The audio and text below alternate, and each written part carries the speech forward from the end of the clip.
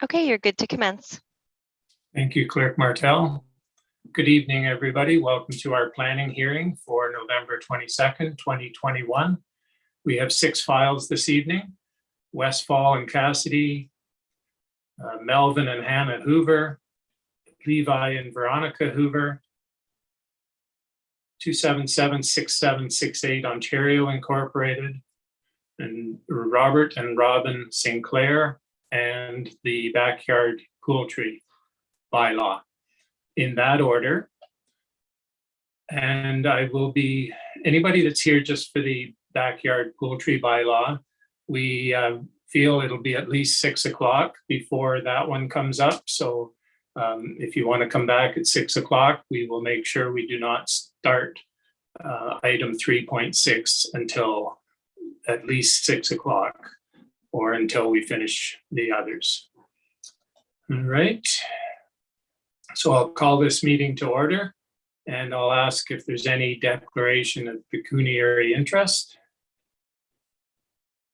And also just to mention that we do have all of council in attendance. The deputy mayor is in the meeting. He just does not have his video on.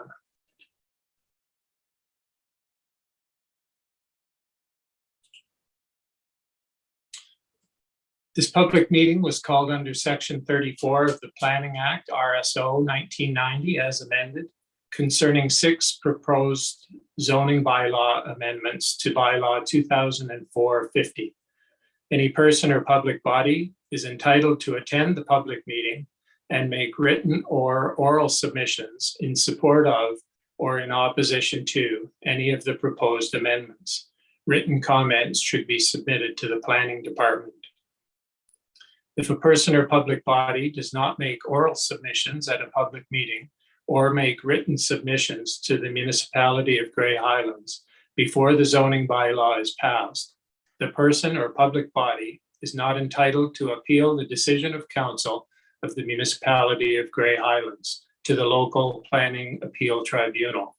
And in addition, they may not be added as a party to the hearing of an appeal before the tribunal unless, in the opinion of the tribunal, there are reasonable grounds to do so.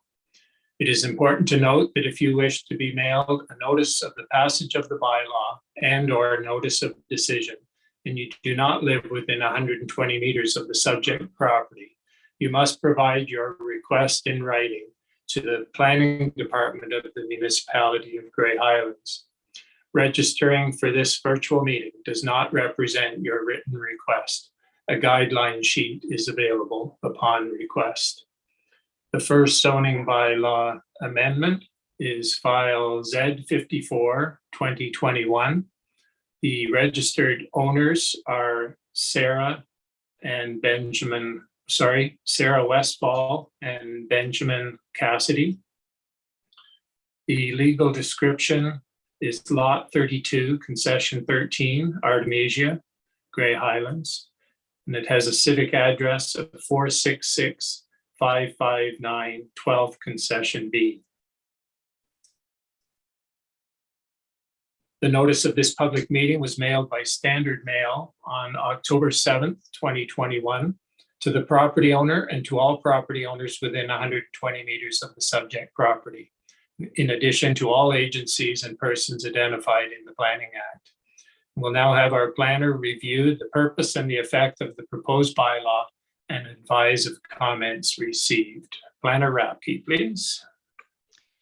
The subject property is 40 hectares in area and is located north of Lake Eugenia on 12th Concession B. The proposal is to sever the lot in half, with the existing dwelling remaining with the retained 20 hectares on the west, and a vacant 20-hectare lot being created on the east side. Most of the lot is designated as a natural heritage core area, and a small portion of the lot contains a provincially significant wetland. An environmental impact study is being prepared to identify a suitable building envelope that has regard for the impact on these features. The proposed severance has been granted provisional consent by the Committee of Adjustment. A zoning amendment is required as a condition of the consent to ensure that development is restricted to the proposed building area. The effect of this bylaw is then to amend the zoning bylaw to apply a holding provision to a portion of the subject property and to align the hazard and wetland zoning with the county official plan mapping. A building envelope with the existing rural zoning will be identified on the new lot, with the remainder of the new lot being subject to a holding provision. Removal of the new holding provision will require further environmental assessment. In terms of comments received, Grey County Planning and Development commented, county planning staff have reviewed the subject consent application and the proposal aligns with county official plan policies, specifically section 7.1 subsection 8 that speaks to lot creation permissions in identified core areas. In identified core areas, new non-farm lot creation is not permitted unless for conservation purposes. This proposed lot is 50 acres, so it is classified as a farm-sized lot and therefore is not subject to that prohibition. Staff have also reviewed the environmental impact study submitted that identifies a suitable building envelope for the proposed lands to be severed. There are no concerns from a forestry and trails perspective, provided the recommendations and mitigation recommendations are incorporated throughout this process, and the candidate building site area as defined by the planning consultant is the only area recognized for development. Staff have no concerns. Great Sawmill Conservation Authority submitted a letter with a long version of comments. The summary of their comments is that they have no objection to the proposed consent and zoning bylaw amendment. Bell Canada commented they have no concerns. And the Grey Highlands Transportation Department suggested that a condition of the consent be that an entrance permit be obtained for the severed parcel. And that was made a condition of consent by the Committee of Adjustment. That's all I have for now. Okay, thank you for that. Are there any questions for the planner from council? Okay, seeing none. If the applicant or agent is present and you would like to make representation on your application, please identify yourself by stating your name for the record. I see we do have an applicant different than the registered owner. Is David Finbow in attendance?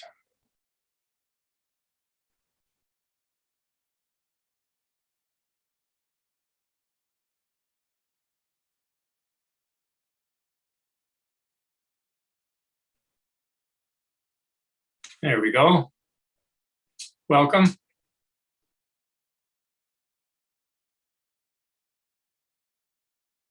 You're on mute still.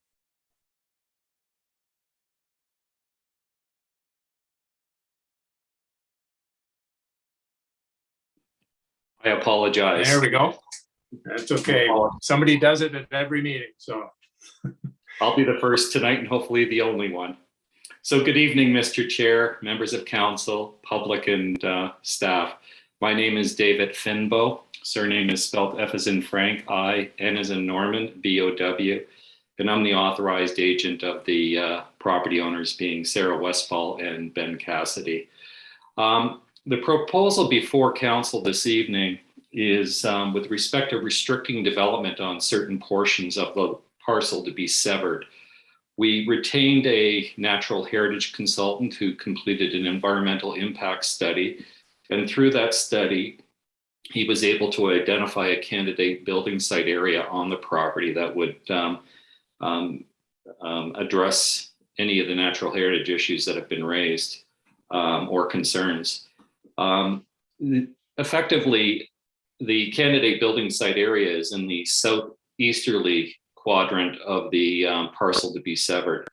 I think Planner Ratke provided a wholesome summary of the application, so I'm not going to go into great detail, but I am going to note that we were before the Committee of Adjustment, and as Planner Ratke indicated, provisional consent was granted by the Committee of Adjustment for the severance, subject to 5 conditions. One of those conditions is that a zoning bylaw amendment be implemented or obtained to restrict the construction in the future or development of the property in the future, consistent with the natural heritage study, the environmental impact study. And that's what we're here for tonight, is to restrict development outside of that candidate building site area. And I think Planner Ripke also spoke to aligning the wetland and hazard zoning designations in line with what the county's official plan identify. We're certainly here to hear comments or listen to comments this evening and respond to any questions from the members of the committee. So thank you so much. Okay, thank you, Mr. Finbow. We'll see if there's any questions from council. Any questions for the agent? Okay, nothing there. So, but stay on the line. We'll see if there's any comments or questions from the public. Is there anyone present who would like to make a submission in support of or opposition to this application, or have any general questions or comments about this application? Clerk Martel, do we have anybody wishing to speak on this file? So I'll just remind the attendees that if there's anybody wishing to speak, please use the raise hand feature and we will allow you to speak.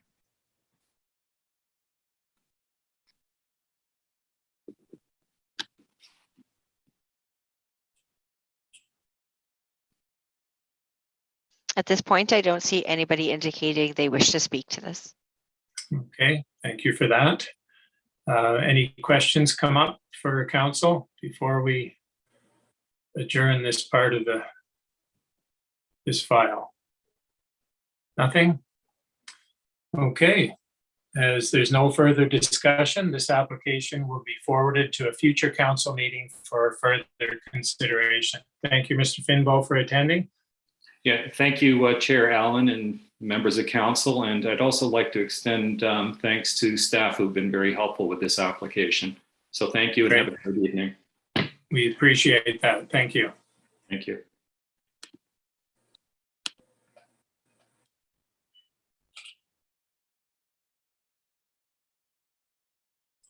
Okay, the next zoning bylaw amendment is file Z58 2021. The registered owners are Melvin and Hannah Hoover. The legal description is part lot 26, concession 7, EUPHRASIA, as in R368272, Grey Highlands. And at this point, there is no civic address assigned to this property. The notice of this public meeting was mailed by standard mail on October 19th, 2021 to the property owner and to all property owners within 120 meters of the subject property, in addition to all agencies and persons identified in the Planning Act. We'll now have our planner review the purpose and the effect of the proposed bylaw and advise of comments received. Planner Rapke. The subject lands are approximately 40 hectares in area and are located roughly 2.5 kilometers north of Rockland on 7th Line. The property is vacant aside from an existing old bank barn. The applicants are turning the land into a home farm with a new house, beef barn, horse barn, farm shed, and a proposed small-scale dry manufacturing shop.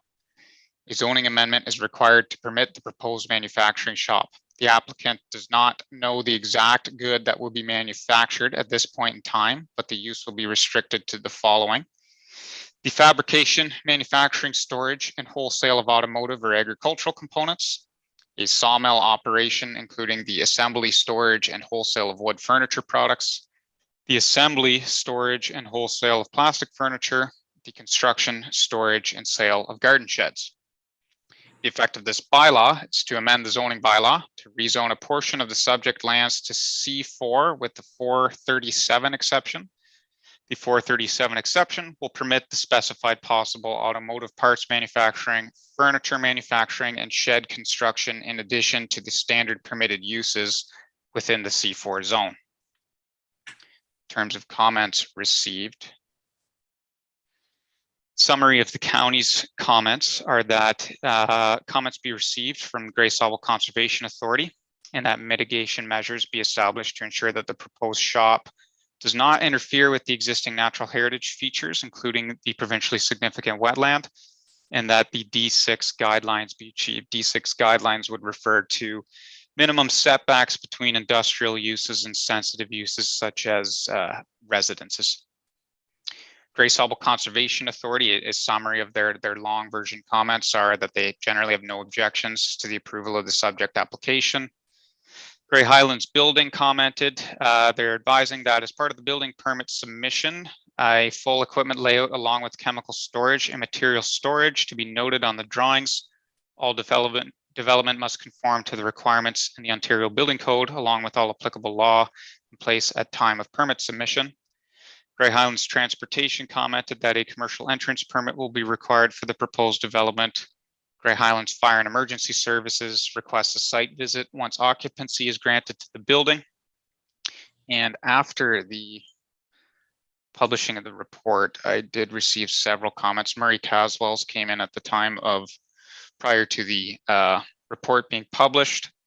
I will summarize the comments for now, and perhaps I believe some of the people are here and they can expand upon this, but I have 4 letters.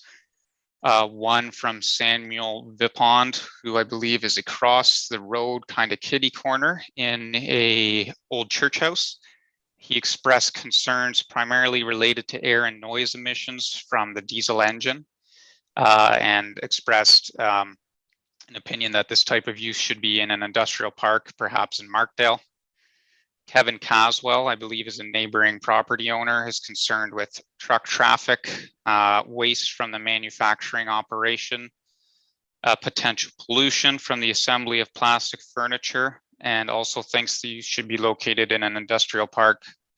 Grant Caswell, who is a owner of neighboring land, is concerned with diesel emissions and noise, removal of agricultural land from production, and traffic production from the trucks.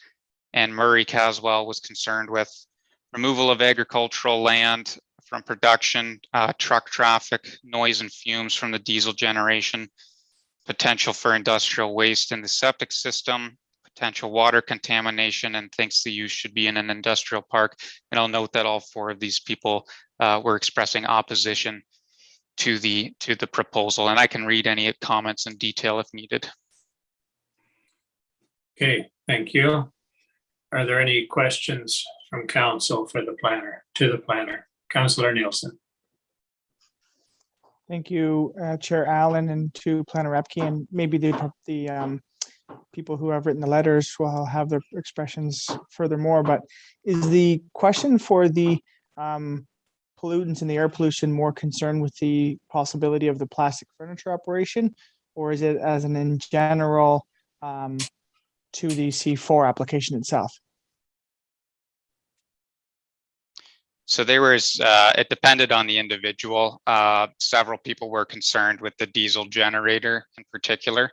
I believe only one person expressed concerns with the potential for any pollution related to plastics specifically. Okay, thank you. Any other questions or comments from council? Okay. If the applicant or agent is present and you would like to make representation on your application, please identify yourself by stating your name for the record. Is the applicant or agent in attendance? Just moving him over now.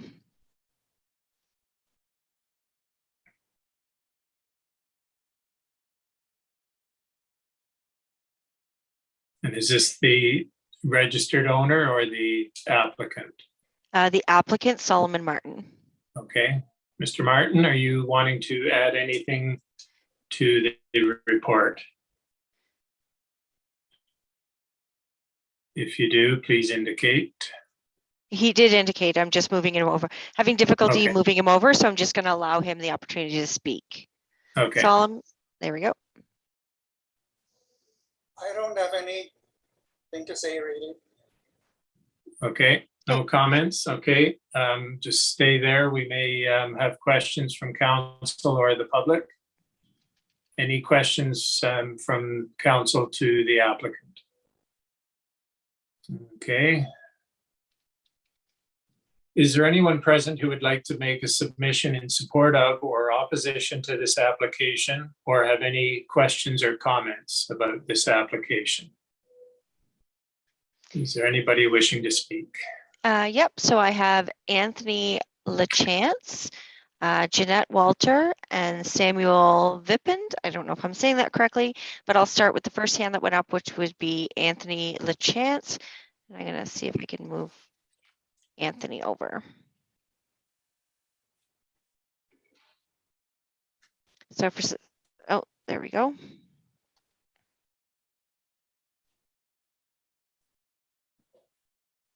Okay, just to let the members of public know that if you're wishing to speak, that you'll be required to state your full name and address for the clerk, and that your comments will be included in the minutes and will form part of the municipal records. There's Anthony. Go ahead.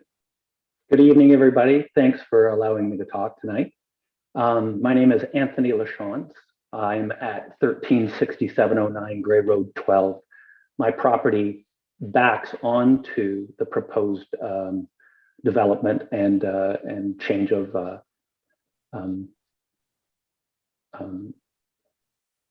stipulation or whatever it is for the lot. But yes, I would like to say my objection to this development and change of somebody help me out here with the zoning. The zoning, thank you, the zoning. And my big concern is the speed at which small farms in the area are becoming industrialized. And many of them, it seems to be, are all running off of diesel generators. In absolutely against where we're trying to go as a country and a group, away from using hydrocarbons to power our society and power our industry. This is in direct contradiction to that sort of direction and movement. And they are popping up all over. This, we've already had one go in beside us. And now I understand that there are several more proposed in a very, very close area to this farm. As well as that, I'm concerned about large traffic of trucks and that type of thing moving into this area to service these places. We already have high traffic volume, and it's hard for tractors and industrial traffic to get along with each other on rural roads. It becomes very congested and very hard to work with agriculture when large tractor trailers and or these other types of trucks are taking up road space, especially in the summertime. So those are my biggest concerns. So I'm also concerned about pollution that can be created from any small industrial fabrication that isn't in a park that can be easily looked after, that is made for this, or planning is looked after this sort of waste material. All of that would not have proper sewage, so we'd be counting on sewage and that of a septic system rather than being on a town sewage system that could handle that type of industrial waste should it be created. So those are my concerns and the reasons for my opposition. Again, thank you for letting me talk. Thank you, Anthony, for those comments, and they will be taken into consideration when a decision is going to be made, which will not be tonight. This will go to a future council meeting. So thank you again for that. Clerk Martel, next on the list, please.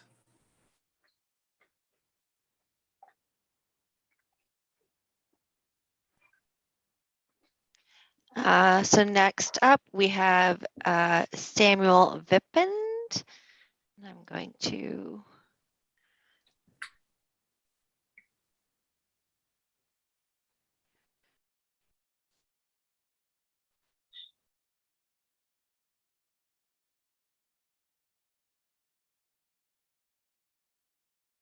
There's Samuel.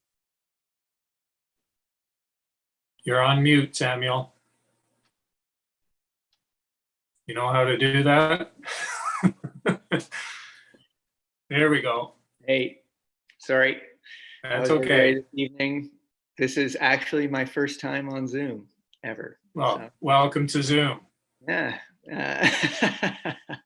I work in trade, so kind of the pandemic hasn't affected me fully in this way. So yeah, first time on Zoom. Thanks for having me this evening. Thanks for allowing me to speak. I wrote a lengthy letter. And sorry, I'm a little nervous. I live in a schoolhouse, which is it Rapke? Planner Rapke, yes. Rapke had said before that's kind of kitty corner to the property. I don't know if anybody's familiar with the old Rockland schoolhouse. Kind of you pass by on 7th line. Looks like the plaster's fallen off of it. But anyway, you know, I got this house 2 years ago. It's what I could afford. And, you know, I love it. It's like my dream house, but, you know, there's a few setbacks, you know, being as I'm on the road, I'm about 20 feet to the road, which means, you know, I hear traffic. I'm involved in 7th line. I don't know if the applicant or the owners of this proposed manufacturing site live here at all on 7th line or in the area. But I just want to say it's quite a special place. You know, there's people walking on the roads. It's a huge cycling spot.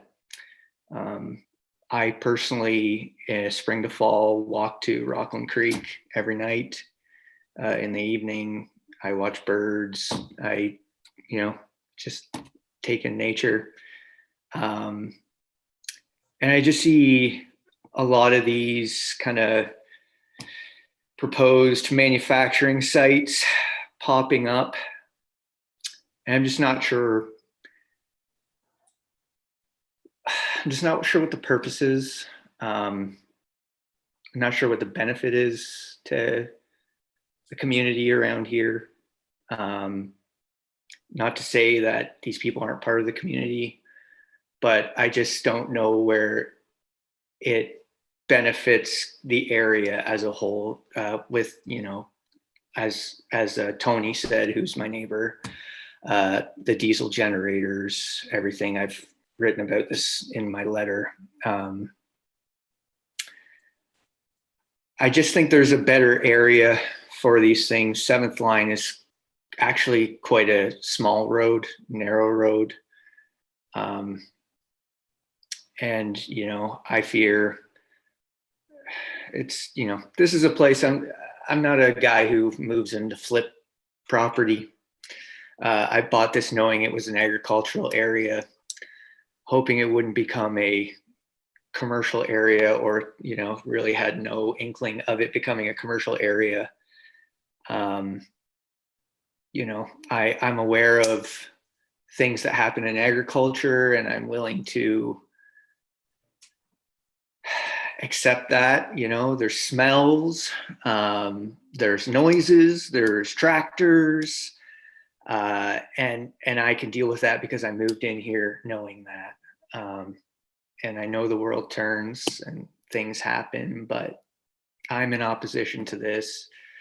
You know, I don't want a diesel generator next to my house, place where I want to raise a family and do all that stuff. So I don't want the associated kind of pollutants, truck traffic, all of that. I don't want it to smudge what 7th line is in my mind anyway. So, you know, that's pretty much all I have to say. And thank you for letting me speak. Thank you, Samuel, and you didn't look nervous at all. So, Can I just, oh, yes. sorry, can I just get the address for the record, please? oh, sorry, 156-629 7th line. Sorry, I missed that. They usually catch that.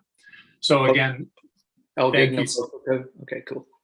thank you, Samuel, for your comments, and they will be taken into consideration when a decision is made. Thank you. All right, thank you.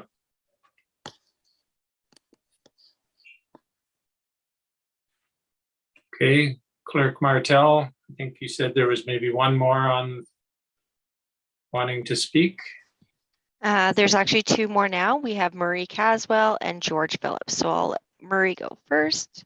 Okay.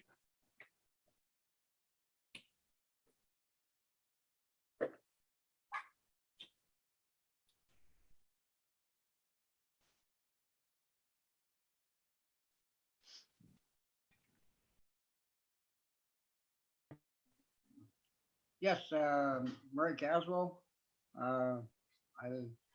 I own the property, lot 25, concession 7. That's directly to the south of the proposed development. Can you give us your civic address? Yeah, there is no civic address on my property. Okay.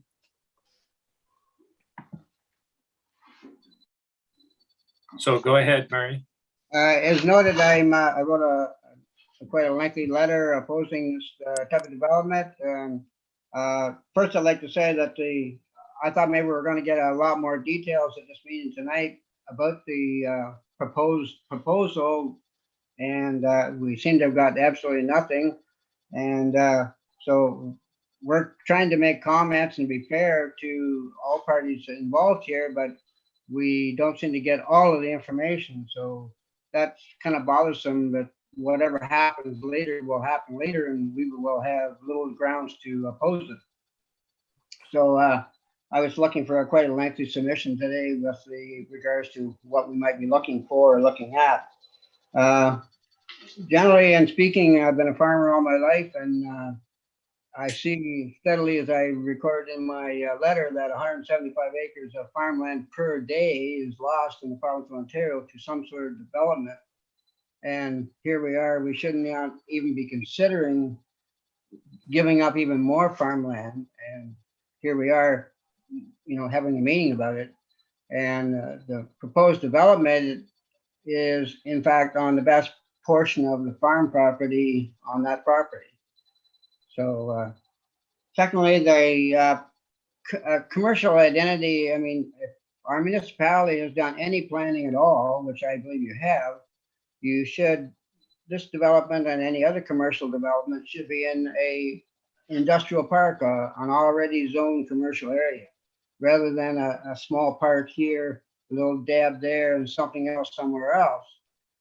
If it's in a properly zoned commercial area, all the services, the roads, the sewers, the water, everything is already in place for that purpose. And when you put them out here in the midst of nowhere, that creates a whole lot of other problems that's been already addressed, the transportation, etc.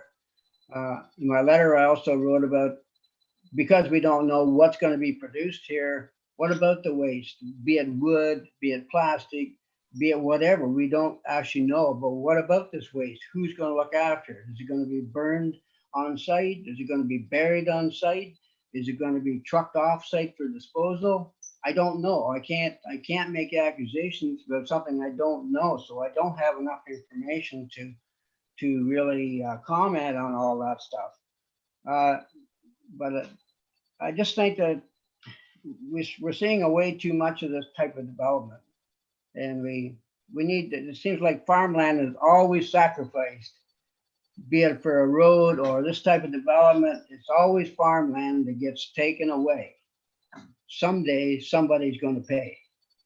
So, you as whoever is making the decision on this should realize that. And it's time to stand up and take a stand. A few years back, it was all about allowing people to build a house and have a lot severance on farmland. That didn't go very well, and this won't go either. On commercial development, I would have a question for, in this case, seeing as I'm not hearing from the owners, the applicant, how can we have a piece of commercial property with no frontage on a public road other than the driveway. I mean, this seems really odd to me, like, why?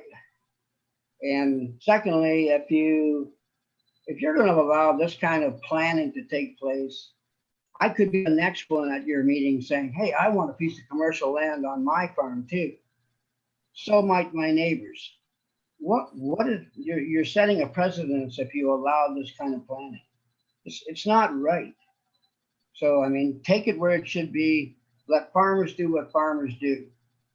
So other than that, I think it's wrong, and I think I'm still lacking information and about this. So anyway, thanks for letting me speak to the meeting.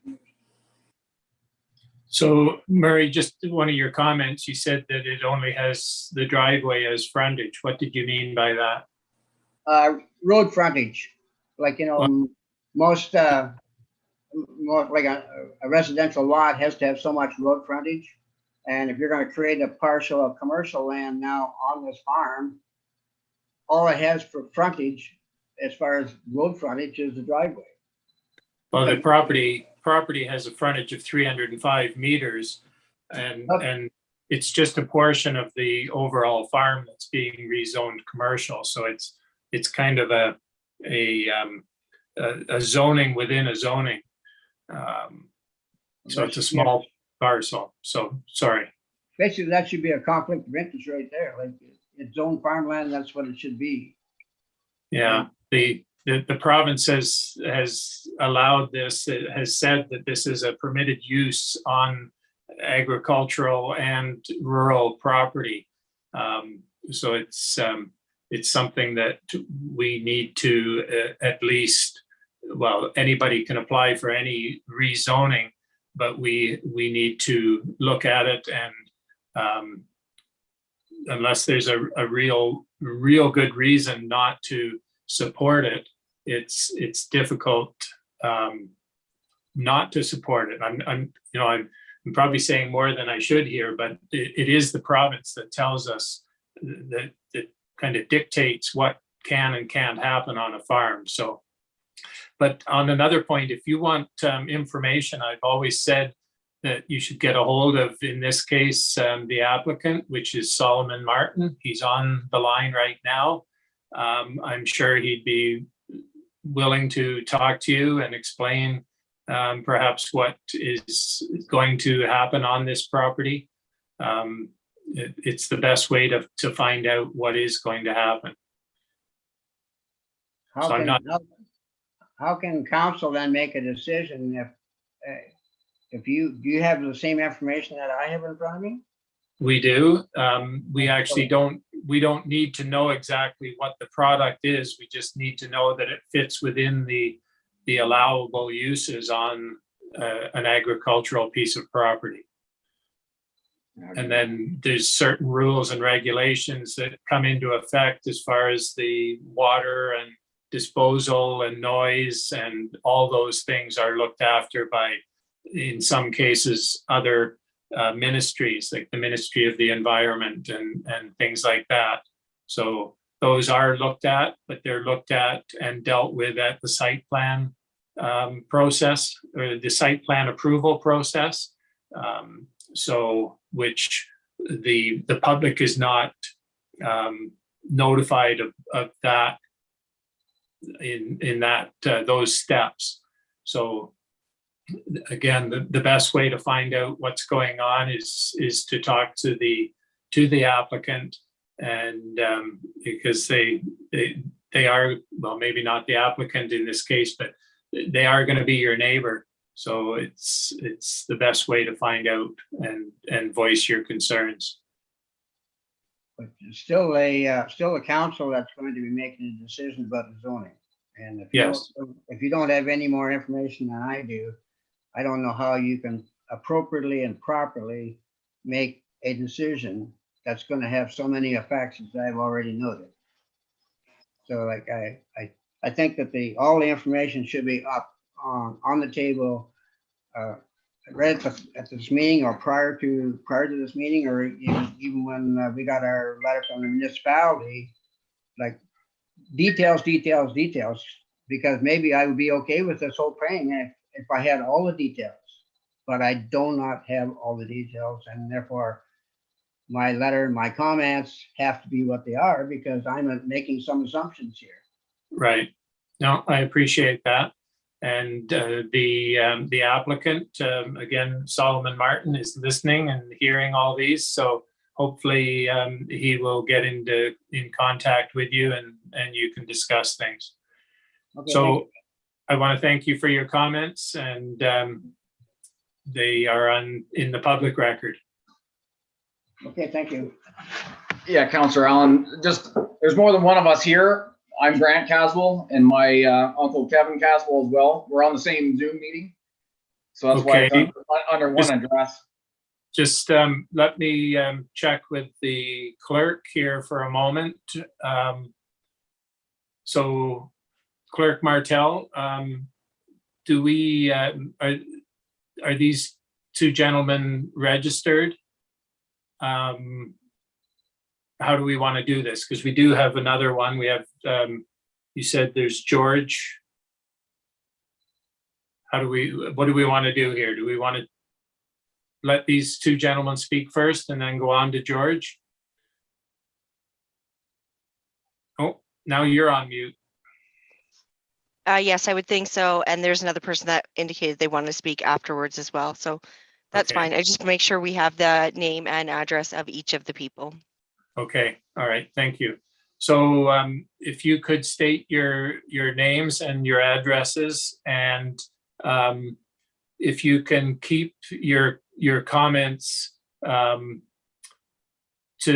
perhaps new, like you can say you agree with Murray or something like that, but we'd appreciate it if you didn't go through the whole list again. If you can appreciate, we've got quite a few people that do want to speak. So, Well, so go ahead.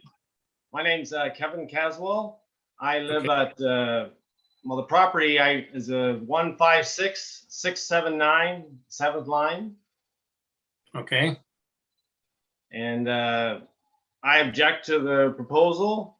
He knew it was agricultural land when he purchased the property, and that's what it should stay as. What happens with the weight restrictions on that 7th line in spring, in the wintertime for trucks? How is that going to be addressed by council? And it is just not, it's not the appropriate land use for that property. And I agree with Murray and Grant and what I said, and that's, so I'm not going to go through all that, but Mr. Hoover has tried to contact me a couple times earlier, but he mentioned no mention of this at all in my first conversation with him. So my first notice of this was the letter we got in the mail. So I don't think that's very neighborly. So okay, that's all I got to say on that, and I'll let Grant take it away. okay. Thanks, Kevin. Hi, my name is Grant Caswell. I'm a part owner of Caswell Farming Enterprises at the location of 826058 Railroad 40. I currently work with Murray and Kevin and we work both properties neighboring to the south and to the one that Kevin mentioned as well.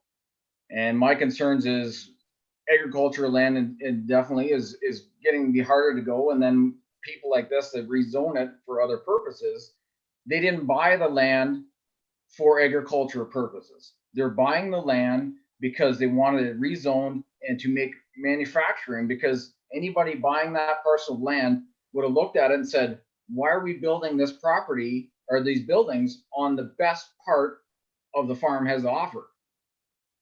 Like, you put it in the only field that is workable and that's dry on the farm.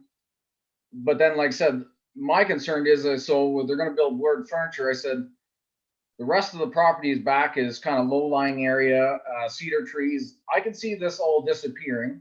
They're going to tile all the wet ground at the back and make it into farmland, which it shouldn't be. That's where all the wildlife stay, because it's a low-lying wet area, and it should be there. Nobody's tiled it yet.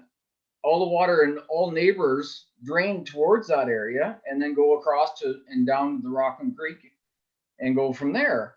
So we need to look at this further on and say, this is not just the applicant today. But in the future, I said, why do we keep building small manufacturing spots? Because it's like in the neighborhood now, you see there's several, and it's almost like they're building an assembly plant, but they're not in an industrial park to do it. So one person's building it here, they're building another one around the corner, and further up the 7th line, because there's another one after this, another Hoover getting rezoned. And I said, we have to really take a look back and say, what are we doing to our properties and our land when they can take this to Markdale and use your industrial facilities that are sitting empty and make the furniture, make their products in one location. The noise and all that is already permitted because it is zoned industrial land. It's ready to go for them to do this. So burning up valuable agricultural land to put a small, they say it's small, and they say they're making numerous amounts of products of variants by the looks of it, from wood sheds all the way from auto parts. So I said, it's one of those things that's, you'll rezone it today under what you know, but they could turn it into something totally different tomorrow once you give them the okay. That's the unknown. That's the problem we have. We need to get this further addressed and find out more information, and yourselves should find out way more information before any zoning or any changes to zoning come into effect. That's basically all I have, and I agree with both Murray and Kevin on this. And as well, like I said, we've talked to our neighbors, and we try to be the most as we can, even though we spread manure beside them. We know that we kind of impact their lives as well as ours. So we try to go out of our way to make sure that we don't do things on a Saturday afternoon just because they're having a barbecue. We would like to take their thoughts into consideration as well. So I'd like to thank you guys for taking my time, and we'll go from there. Okay, thank you. And sorry, I didn't write your name. Was it Grant? Yes. Yeah, okay, thanks, Grant. Okay, Clerk Martell, I think you said George was next.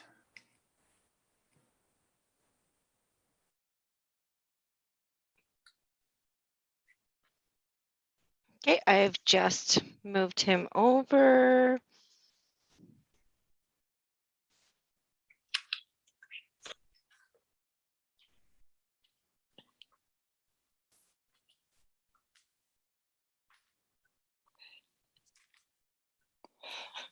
Say hi. You don't look like a George. No, I don't. My husband is George. My name is Kate Reed. Okay, And- Kate. Hi. And we own 49 acres right beside Samuel's. 49-acre parcel on, the address is Concession 6, North, where does it go? North Part Lot 25, I think is the legal address. Okay. I'm not going to take any of your time, very little of your time, only to echo what has been said and to add our objections to rezoning of this property. And very similar concerns? Yes, primarily the waste disposal. We've had we have family up on the 4th line out of Flesherton towards Maxwell. This is a situation that's very much alive and well up there on farms up there with a lot of small manufacturing businesses going on, rural rezoned farms. And my in-laws have had a lot of problems in a history with this. So I come with a little bit of a bias, to be clear, because there has been a lot of issues. So I don't want to run into the same problems that they've run into up there with this problem. But primarily the waste disposal, the entry from the 7th onto that very narrow driveway, the pollution, the noise. I know a lot of cyclists, large groups of cyclists. That whole area is extremely popular with cycling groups. And they travel in large groups of, 10, 12, up to 20, using that road. It's a very scenic road. So concerns about that with the traffic. And just overall, I guess, the withdrawal agricultural land, farmland. We do farm the property. We rent it out, and my husband does also farm it as well. So it's a shame to see really valuable farmland being taken out of the system. Okay. All right. Thank you, Kate, for your comments. Thank you.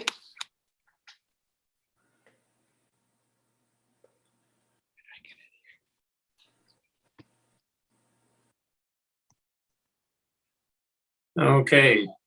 Clerk Martel, I think you said you had one more. That's correct. So Jeanette Walter.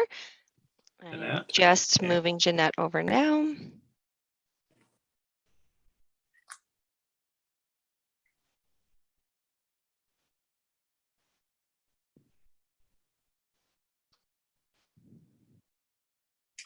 Hi, Jeanette.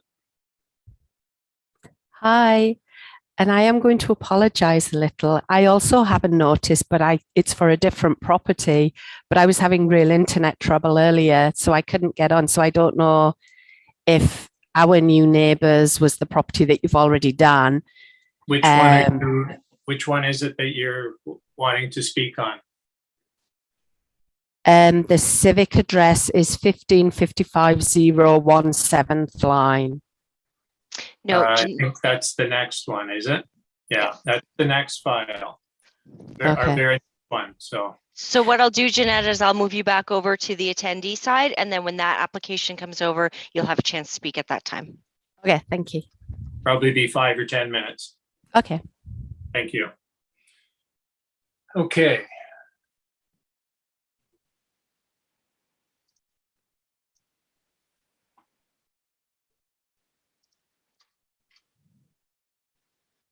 And I So are see there nobody else indicating they wish to speak on this. Okay. So council, are there any questions or comments before I move on? Councillor Nielsen.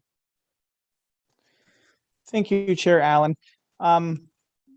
Just a question, maybe that might help provide clarity to some of the questions and concerns. I don't know if it's, if I want Planner Rapke to maybe explain the C4 zoning a little bit, and moreover, the requirements of the C4 zoning in relation to the on-farm diversification. Some of the concerns, were about a loss of farmland and such, and part of the requirements to having the C4 rezoning is that it's secondary to the farm use. So the farming, doesn't stop. The land gets used and kind of continue to be worked. The land's not going to go to become feral land. And so I don't know if Planner Rapke can explain some more of the requirements for the C4 zoning that might help some of the questions that have come up this evening.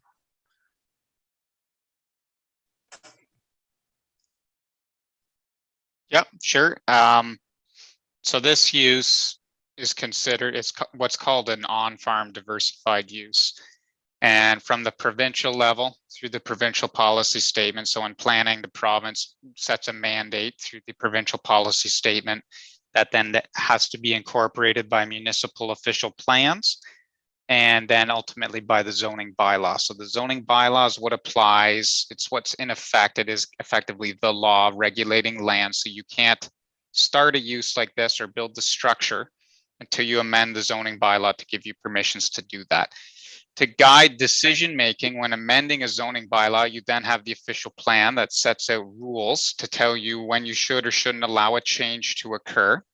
And those rules are governed by that provincial mandate that's set. So on-farm diversified uses is a scope of a type of use that the province has said these are okay to occur in rural areas or on agricultural lands because they are secondary to the principal farm use of the operation. They have to be limited in size, particularly in area over the lot. You obviously can't have it be on-farm diversified and have it take up half or more of the property or something like that. And it has to be compatible with agriculture. And they've kind of laid out a guideline that guides municipalities on what you should and shouldn't permit and by way of these types of uses.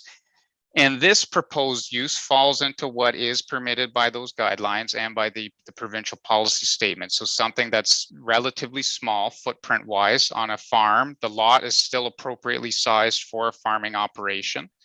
There is obviously a trade-off of some agricultural land, but the idea is that the farm unit will continue to be used as a farm unit. Unlike if you were to do a severance, for example, of 2 acres or whatever, that whole chunk comes out. It then also creates setbacks on the remainder of the farm for where you can or where you can't have a livestock operation. These uses don't do that same thing.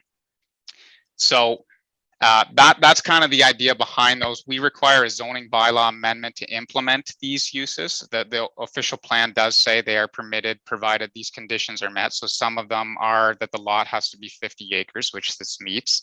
It has to follow the D6 guidelines. It's a provincial guideline that speaks to setbacks between industrial uses and neighboring residences, and the setback effectively says you have to be a minimum of 70 meters with this building to one of those buildings.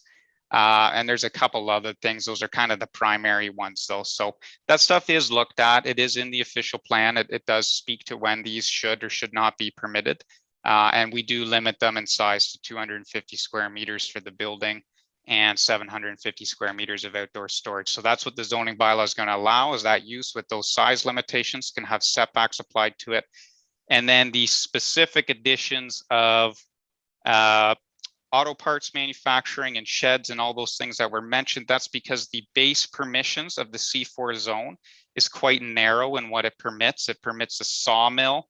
And when you read the definition of a sawmill, it's quite tight and narrow to cutting logs effectively, or a metal workshop, but the metal workshop specifically says agricultural component manufacturing. So these kind of 3 or 4 additional uses are quite common for this type of use.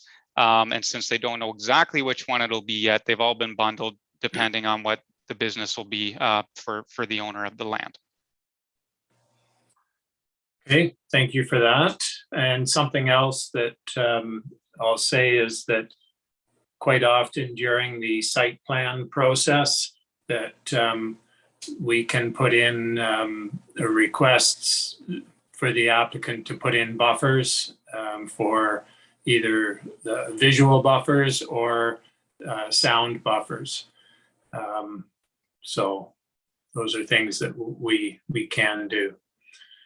Okay. Were there any other questions from council or comments? No? Councillor Little, and then the mayor. Thank you, Chair Allen. Question for Planner Rapke. I guess about the proposed use. I could be wrong, but this is the first planning report that I've seen where we've had such a broad definition of the proposed use. And I'm wondering if by the time this planning application comes back to council for their decision, will it be narrowed down in scope? Will we have a better idea of what's actually being proposed on this property? That's my first question. I do have another question after that.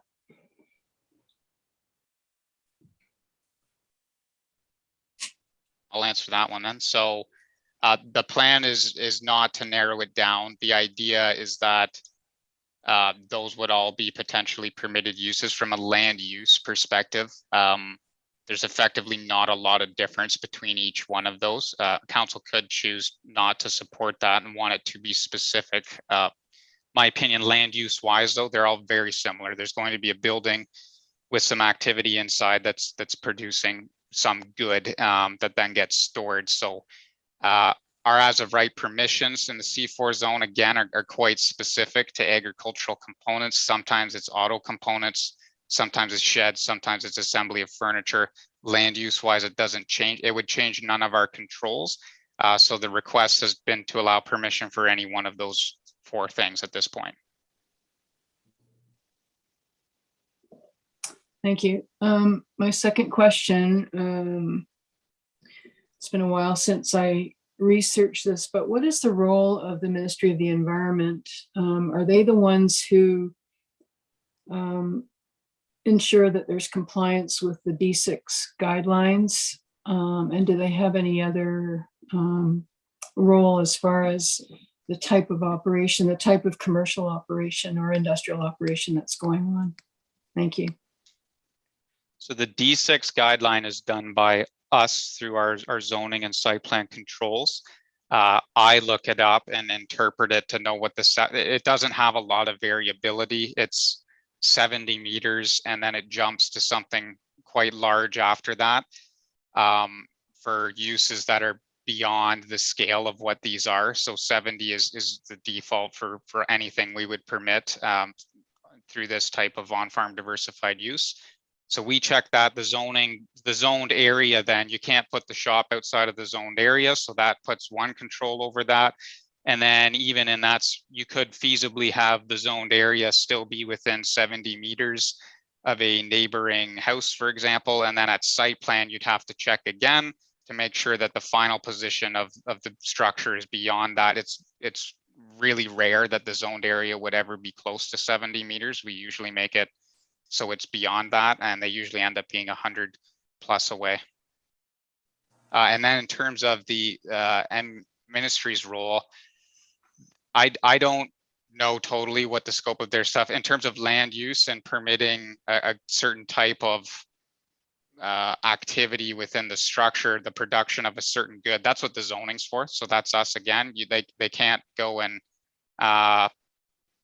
make windows or something like that unless you had specific zoning permission. Technically, the ministry is more concerned with pollutants. So under the Environmental Protection Act, if you're polluting something's leaking into the wetland, for example, someone reports something, they then investigate that. And then I believe air emissions are also under their control.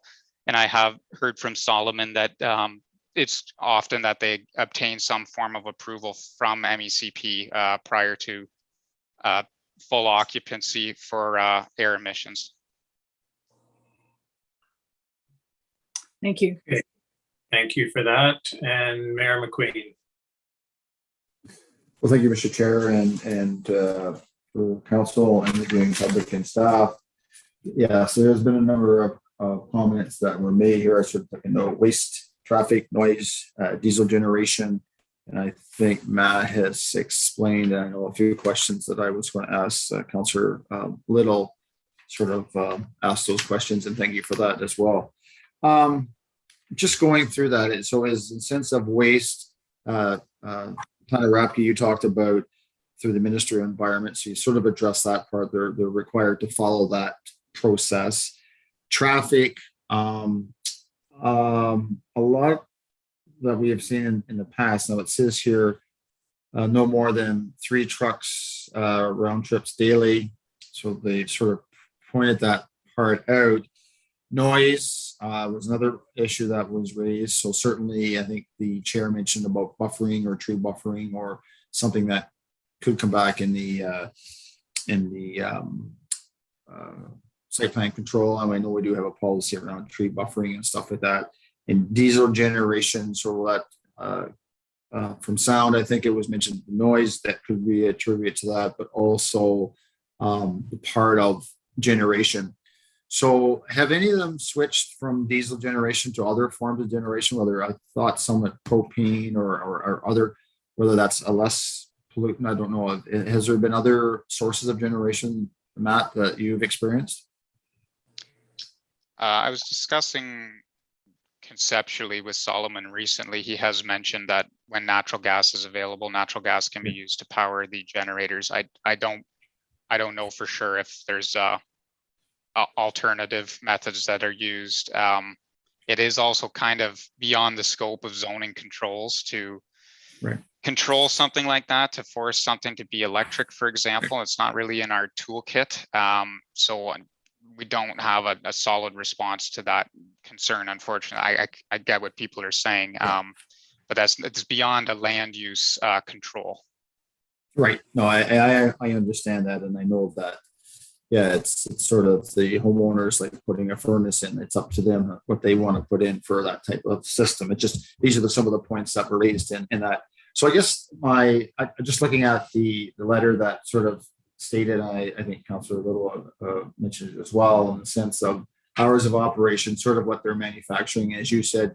And thank you very much for that, Matt. You sort of really explained from a provincial perspective, and I know Councillor Nielsen raised that, and he also sort of talked about the zoning and a number of parts. I guess the question is, and I guess what I'm hearing is from a farming community and a lot of neighbors that are concerned, and I guess the question will be maybe back to Solomon is there a certain time or when that time will be as they have a better understanding of what they are doing, and are they able to sit down with the neighbors and talk to them? Because I know we've talked about that before, and I think you, Mr. Chair, have also raised that as we highly suggest, or that the applicant go talk to their neighbors and explain what they're doing, and they have a better understanding, and that. So I don't know, Matt, or if you have any more information on that, or when they'll have a better idea. I know Solomon is following along this, and I know council has dealt with a number of these in the past, but I just wondered if there'll be a certain time when they'll have a better idea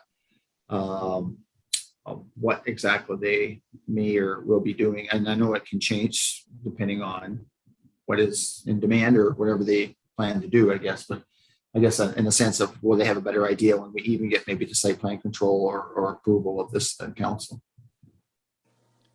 It is possible that I would know at site plan. Quite often we still don't totally know at the site plan point.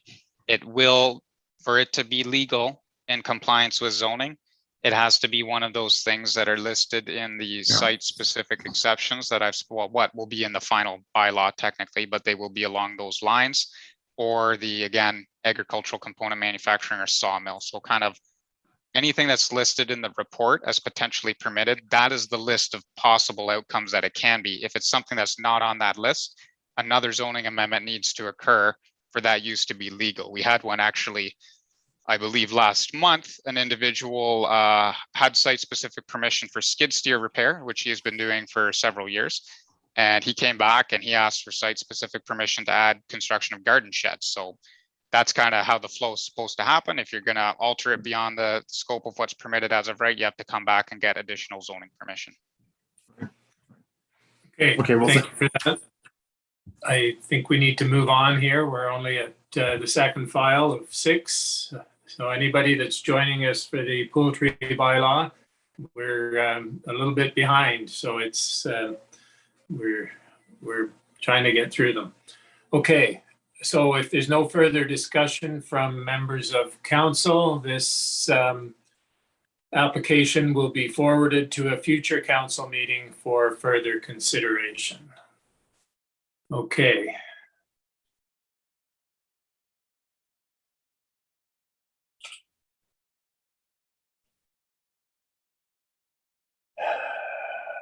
The next zoning bylaw amendment is file Z59 2021. The registered owners are Levi and Veronica Hoover. And the legal description is the west half lot 18, concession 6, EUPHRASIA in Grey Highlands, with a civic address of 156-167 7th line. The notice of this public meeting was mailed on October 19th, 2021 to the property owner and to all property owners within 120 meters of the subject property, in addition to all agencies and persons identified in the Planning Act. We'll now have our planner review the purpose and the effect of the proposed bylaw and advise of comments received. Planner Rapke. Subject lands are approximately 41 hectares and are located roughly 2 kilometers south of Rockland on 7th line. The property is vacant aside from an existing barn and shed. The applicant's turning the land into a home farm with a new house and a proposed small-scale dry manufacturing shop. A zoning amendment is required to permit the proposed manufacturing shop. The applicant does not know the exact good that will be manufactured at this point in time, but the use will be restricted to the following. And this is the same set of permissions that was applied to the last one. So fabrication, manufacturing, storage, and wholesale of automotive or agricultural components, a sawmill operation, including the assembly, storage, and wholesale of wood furniture products, the assembly, storage, and wholesale of plastic furniture, the construction, storage, and sale of garden sheds. The effect of this bylaw is to amend the zoning bylaw to rezone a portion of the subject lands to C4 437. The 437 will permit and the specified possible automotive parts manufacturing, furniture manufacturing, and shed construction, in addition to the standard permitted uses within the C4 zone. Comments received. Grey County Planning commented the subject lands are designated agricultural, rural, and hazard lands under the county official plan. On-farm diversified uses are permitted under both the agricultural and rural land use type. As per Table 8 of the county official plan, the maximum size for this use type would be 8,000 square meters, with the gross floor area of all the buildings not exceeding 20% of the total area of the on-farm diversified use. Provided the proposed area to be rezoned is within the site provisions outlined, staff have no concerns. As per policy 5.2.2 subsection 19, Ministry of the Environment, Conservation and Parks, D6 guidelines or any successor thereto shall be considered for any new agriculture related use or on-farm diversified uses or an industrial nature in the agricultural, special agricultural or rural land use types to guide the separation of industrial uses from nearby dwellings, institutional uses, or other sensitive non-agricultural uses. Appendix B identifies significant woodlands and a pond on the property. Comments should be received from the local conservation authority. Provided no additional water and drainage is diverted toward the adjacent county forest property, staff have no concerns. Grey Sawmill Conservation Authority provided long version of comments. The summary of their comments are that the GSCA generally has no objection to the approval of the subject application. We recommend the site-specific zoning bylaw utilize the hazard area shown on the enclosed map. That would be to align the zoning hazard mapping with the county hazard mapping. Their mapping aligns with the county mapping. The building department advised that as part of the building permit submission, a full equipment layout along with chemical storage and material storage is to be noted on the drawings, and all development must conform to the Ontario Building Code. Transportation commented a commercial entrance permit will be required for the proposed development. Grey Highlands Fire and Emergency Services requests site visit once occupancy has been granted to the C4 building. And no other comments have been received for this file. Okay, thank you. Planner Rapke, are there any questions from council of the planner? Okay, seeing none. If the applicant or agent is present and you would like to make representation on your application, please identify yourself by stating your name for the record. I see it's the same applicant.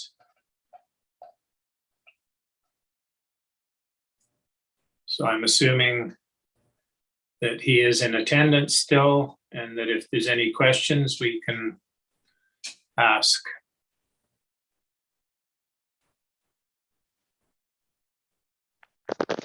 Yes, Chair Allen, he is in attendance and he is available for questions if you need. Okay. Are there any questions for the applicant right now? No? Okay. Is there anyone present who would like to make a submission in support of or opposition to this application, or have any general questions or comments? And we have Jeanette waiting to come on, so let's go to Jeanette first. Is that okay? She's on her way over now.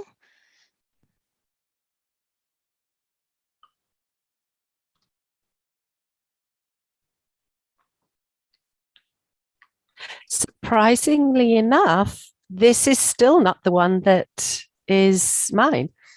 So what's the name that you're of the file, the name on associated with it? Oh, it's all the same people. It's Solomon Martin, it's Hoover, it's all the same people, but just another address. There is another one that is Concession 6. Yeah, 15550 7th line. Is that? That's right. That's okay. right. So sorry, that's the next one. No problem. No problem. All right. Okay, Madam Clerk, is there anybody else wishing to speak on Z59? There is, just let me finalize, put Jeanette back over as an attendee first. And we have Duncan Marks. And let's move Duncan over.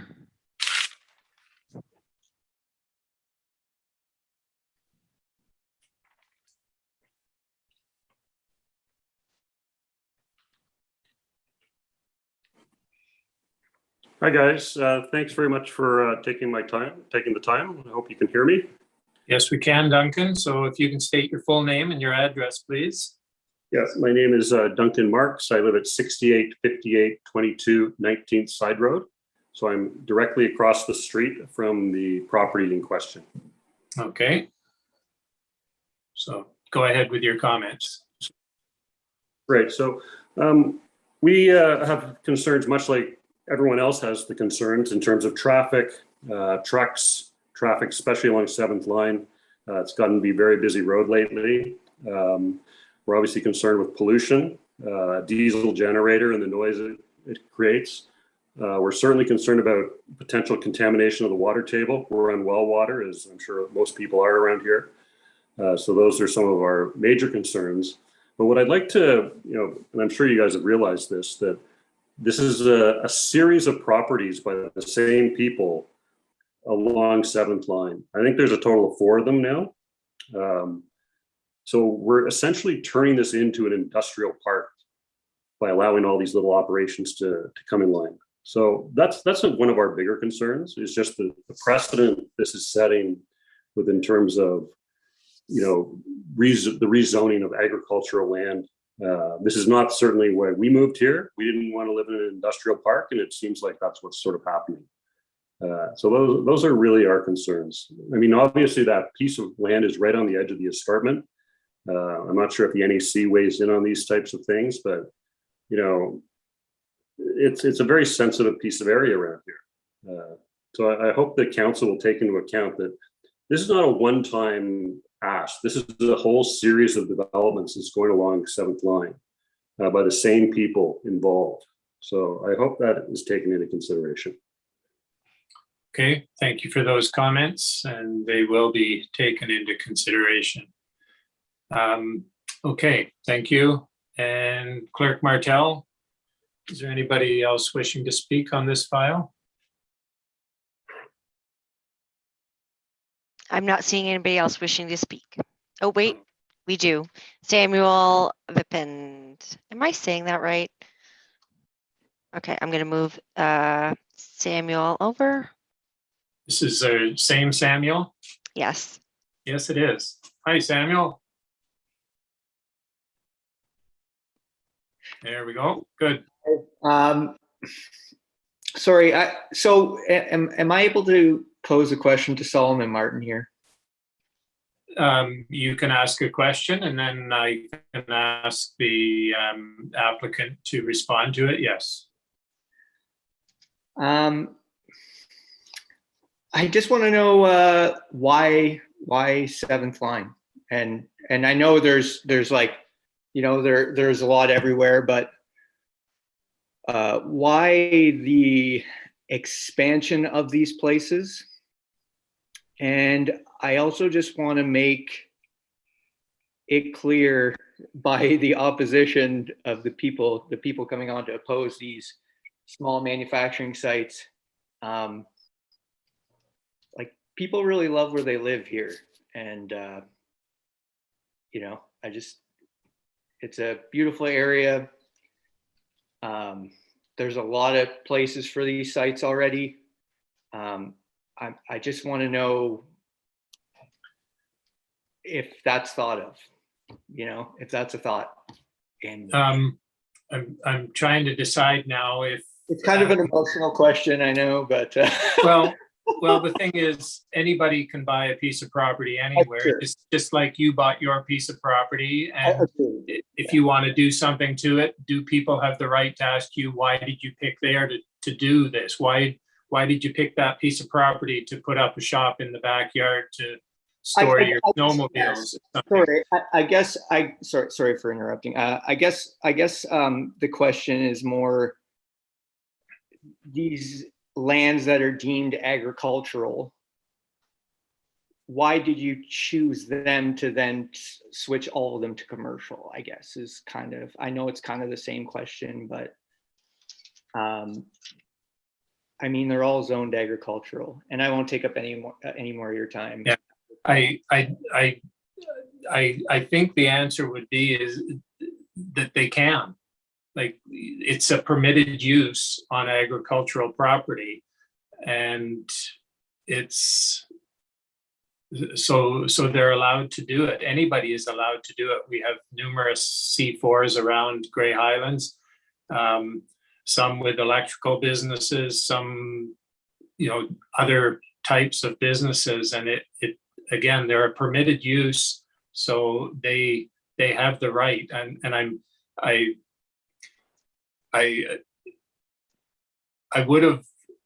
just don't think that's a fair question to put to the applicant.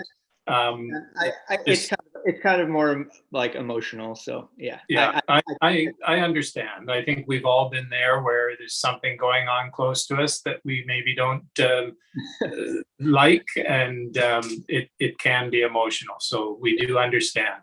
Okay. So if it's okay with you, I am not going to put the applicant on the spot, but hopefully I've answered that. Yes, that's okay with me. Okay, I appreciate that, Samuel. Okay, thank you. Good night. Good night. Anybody else for this file? Clerk Martel. Solomon Martin actually has his hand raised. Okay, well, maybe Samuel, maybe you'll get an answer here. Okay, Solomon. I just thought I should maybe say that these people, they bought those farms there for their children to make a living, and somehow they, with the price of these farms, they have to do something besides just farming, or they will just lose the farms again. So that's why we put a little shop on, is just to try and support the farm with the price of these days, something we have to do. So I just thought I'd let Samuel know that that is the reason why we try to put something on, so our kids can make a living. Well, Solomon, thank you very much for responding to Samuel's question. I didn't want to put you on the spot, but again, thank you for responding. I think we've seen this for decades, where like quite often farmers would have a little welding shop or something on the farms. That's when you could buy a farm for $29,000. And as Solomon says, now that they're $1.2 million, it's hard to farm and pay for something like that. So an on-farm diversified use helps with that. So there's the reason. So, okay, thank you, Samuel. Okay. Clerk Martel, nobody else wishing to speak on this file? No, that's everybody. Okay, thank you. Any last comments or questions from council? Mayor McQueen. Thank you, Mr. Chair. Just back to our planner, and I was looking at the description of that size. Matt, are you able to put in perspective of actually how much of this C4 is actually coming out of agriculture? Because I just want it sort of to be clear that it's not the whole farm, but it's a portion. But are you able to put that into, I know a lot of it's in meters, and I know a lot of people are still refer back to acres and square feet and that type of thing. But I mean, the shop size is 250 square meters, which is about 2,500 square feet. You have the outside space. Can you briefly just sort of put a bit of just so people have an understanding of what the impact is? I think that's important because it's not the whole farm. It's only a little portion of that. So Matt, are you able to put some perspective to that? Yeah, I'm calculating right now. Oh, sorry. Okay. On that report, it does sort of break out a lot of the points. I guess on the planning report from yourself and in the county, it sort of speaks to that as well. So I think it's important. At the county level, the plan doesn't allow more than 2% of the lot outright. Like that's an absolute maximum. That would include the yard and so on. That's like the zoned area. In terms of the actual shop structure, so ROP allows maximum 250 square meters for the shop, 750 square meters for outdoor storage. On a 100-acre parcel, that would add up to 0.1% of the area. There would be probably a little more than that for the yard, like for the area for the truck to drive around. But you're looking at probably a 0.5% on 100 acres. So then a percent on a 50 acre. Thank you for that. Okay. Councillor Allwood, and just before I go to you, Clerk Martel, if you could clear the screen of the public members, please. Thank you. Sorry, Sam.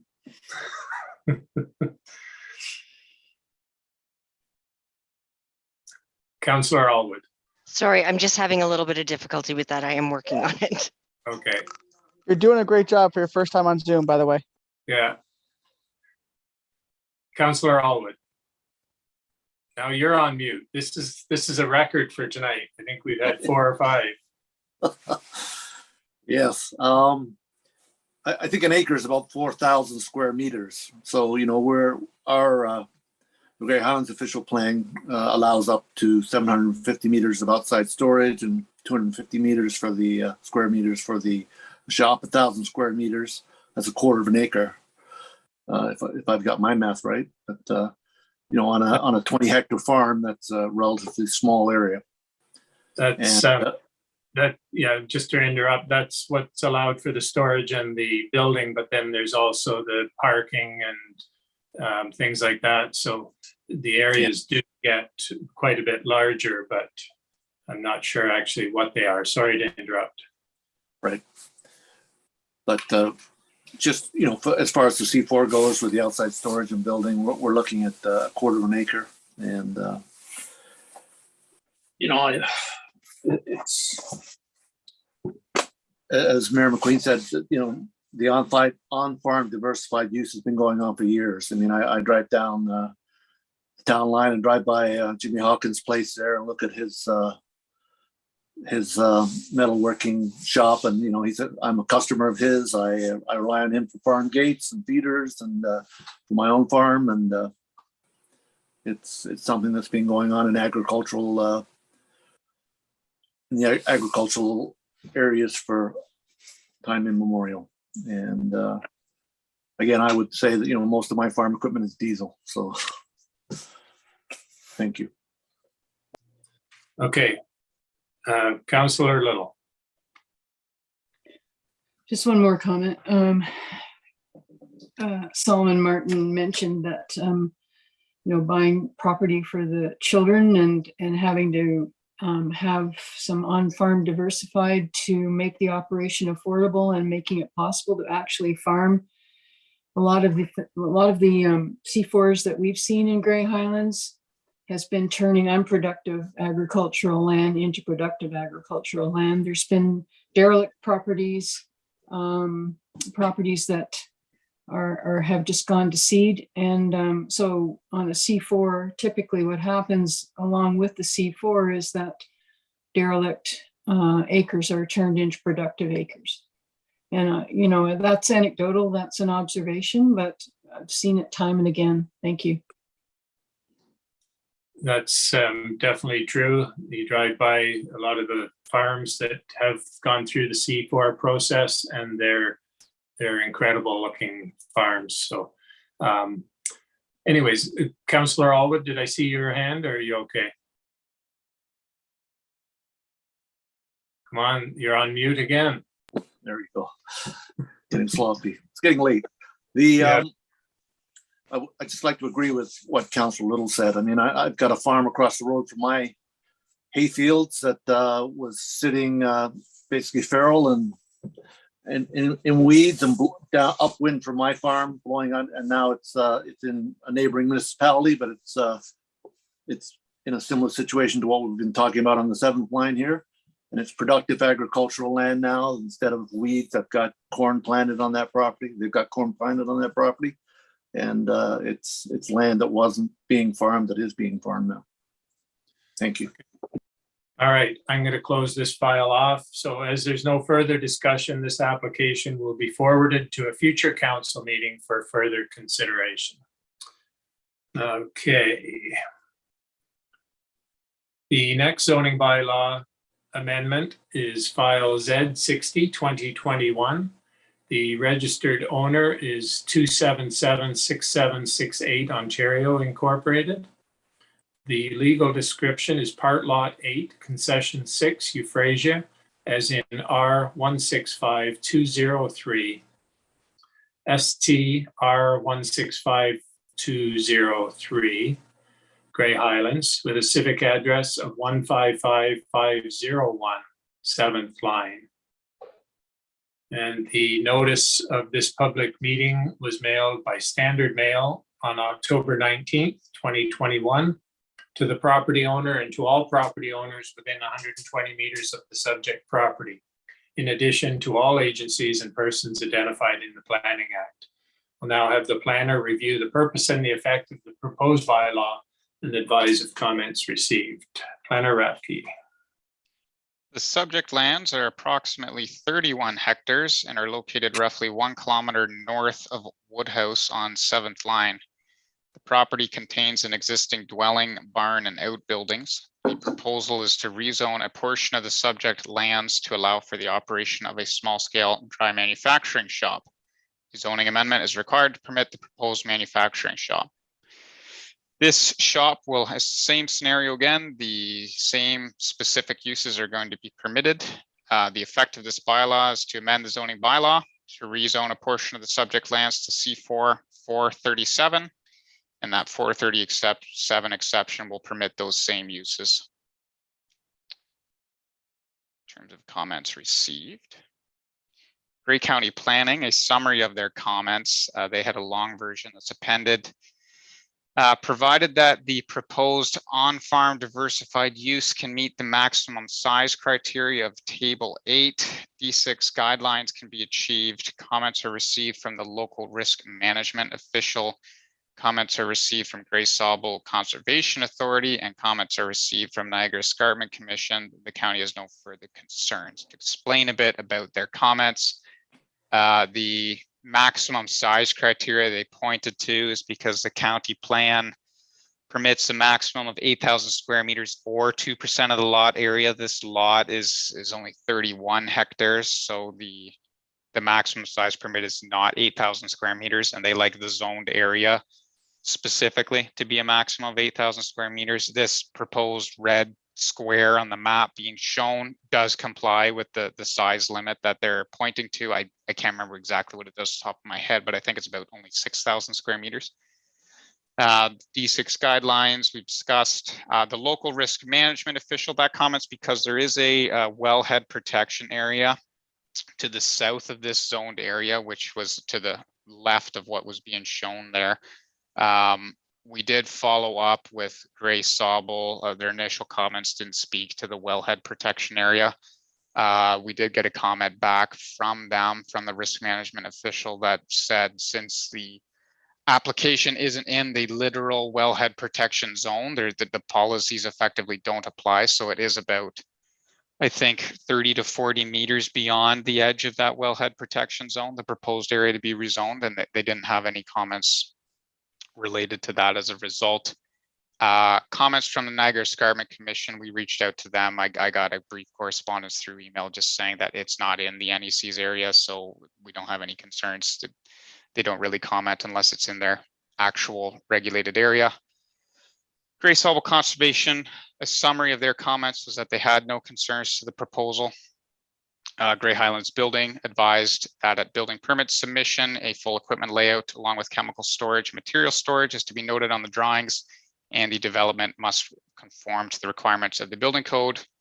Transportation commented that a commercial entrance permit will be required for the proposed development, and Grey Highlands Fire and Emergency Services requests a site visit once occupancy has been granted to the C4 building. And that's all I have for comments. Okay. Thank you for that. Are there any questions? I need a drink of water. Are there any questions or discussion from council? No? Okay. If the applicant or agent is present and you would like to make representation on your application, please identify yourself by stating your name for the record.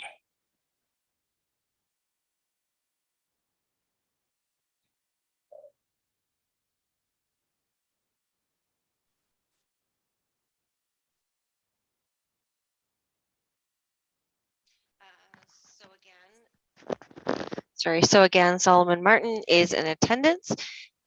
Solomon? Yes, it's Solomon, yes. I don't really have anything to say. One thing I thought I should maybe mention is that we always get an approval from the Ministry of Environment for all these, and that they check the air and noise and they check the emissions on the engines, and everything has to comply with their standards. That might answer some of the questions that the public had. Okay, thank you very much for that. If you can stay on the line, we'll see if there's any questions. Any questions for the applicant from council? Okay. Is there anyone present who would like to make a submission in support of or opposition to this application or have any questions or comments? Is there anybody wishing to speak on this file?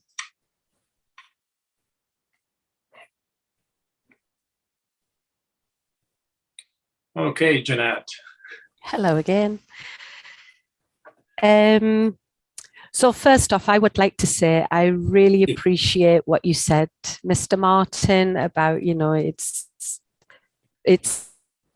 for the, you know, for the kids and how to make a living and everything. I do understand. I mean, it's brutal nowadays. Jeanette, I just want to interrupt you.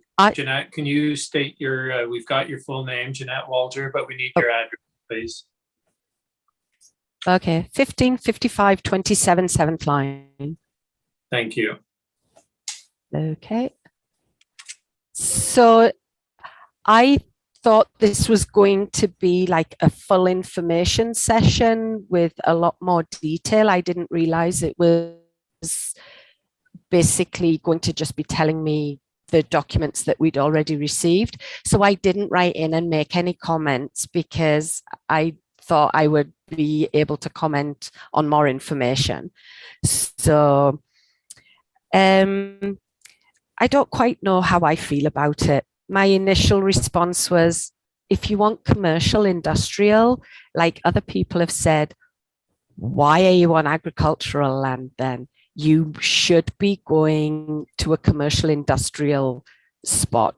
And I think now I didn't know there were all these other applications coming in. So now looking at this bigger picture of just how many, I find that kind of troublesome. And I really find it troubling that we can buy in an area where it's zoned rural and agriculture and accept what comes with that. But yet it can be changed so quickly, and all of a sudden we can find ourselves living in what's becoming a major industrial zone. And I really find it troubling that we have no comeback, that it seems like this is a foregone conclusion. Very troubling in my eyes. You all know what I think about the environment. So of course I do have some environmental concerns. You know, are we going to have little bits of plastic kind of all the way down 7th line that's just kind of accruing then in our soils? Is it going to be getting into the water? The place next door to me, what that this application's about, you know, it's right up next to the coast. It's near where the municipal water supply for Amic is. Like, what kind of load over the years is there going to be? You know, is there going to be a long-term impact for 7th line? Because I'm sure this is not the end of it for these 4 units. I'm pretty sure there's going to be more coming down the line. So at what point do we kind of go, how do we judge what the longer term impact and will it be accruing? And again, I don't have any answers. It's just a question. I'm not going to prejudge that one way or the other. I did have a question about water usage. Like, will any of the auto parts thing, I have no experience. I have no idea what that's going to look like. Is that going to increase, like, how much water is going to be used, like, significantly, that our wells are going to get affected? I've got no idea. So I thought these kinds of questions would be in this information session. Quite concerned about the increase in... We're losing you, Jeanette. I think road, or is it?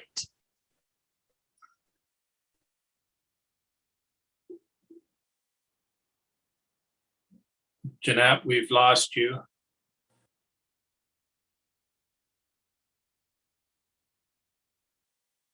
I think Clerk Martel, if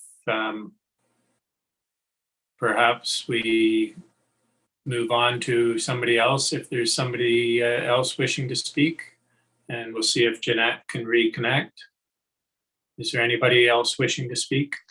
Yep, we have Ryan Kidd. Oh, there's Jeanette back. Jeanette's back. Okay. Hey, rural living at its finest, like. Yeah. Yeah, you know, I am a little concerned about the increase in traffic. Is the same 3 trucks that are going to be coming to my house the same 3 trucks that will be going further down the road, or is it 3 trucks to my place or my neighbor? Traffic are we?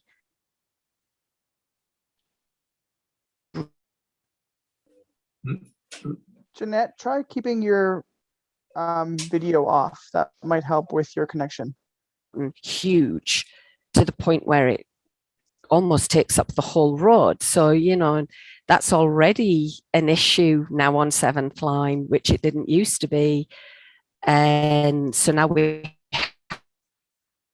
Jeanette, we keep losing you. So yeah, could you try to turning your video off as well? See if that helps? Kind of worrisome.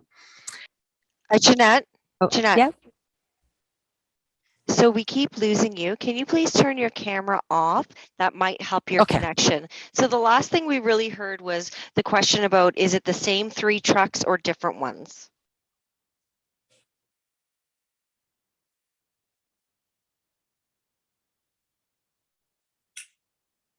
About different ones. Sorry, you asked if the 3 trucks going to this location, is it the same 3 trucks that are going to the other locations that were in there, in the area? Yeah, right. That's exactly what I was meaning. Yeah. Yeah, so that was the last thing we heard. Yeah, so Okay.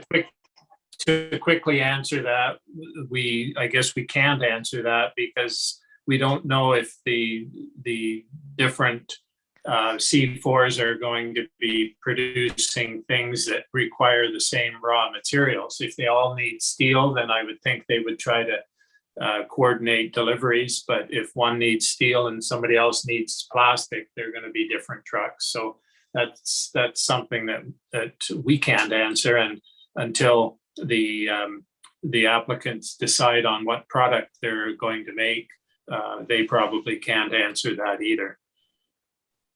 Because this is sounding like it could potentially be an awful lot of trucks all of a sudden. And like I say, I don't believe that this is the last of these units that we're going to be seeing. You know, you buy in a rural area for rural living, and all of a sudden it's sounding like it's not really going to be, you know. Another thing, which I'm not sure, to the north of the house, it's not really in the rezoning area, but there's a proposed shed. And there was no measurements given on that, even though there was for the barn, as to how close to the property line it is, because it's quite a wet area in that boundary between the two properties. And so I'm quite concerned about like the water. I love the water. I will happily keep all the water. I love my wetlands and the species that it brings. And so, yeah, I'm not sure about this proposed shed because all the other land is taken up in that rezoning area, which then hasn't really left any place for the actual agricultural purpose of the property, which is now getting pushed towards the property line. So Grey Sauble Conservation Authority would have a say in where buildings can be put on the property. They would have to stay back from wet areas, and so there would be restrictions there. So then it gets a bit complicated because I've been told by other neighbours that there's also a plan to do tile drainage there, maybe because of the shed that they're proposing too. And I haven't been able to talk to anybody from Grey Sauble on this because they're all working from home and the planners are slammed because I don't want my water to be affected. Yeah, tile draining unfortunately has nothing to do with this planning hearing. Okay. So we cannot comment on that. Okay.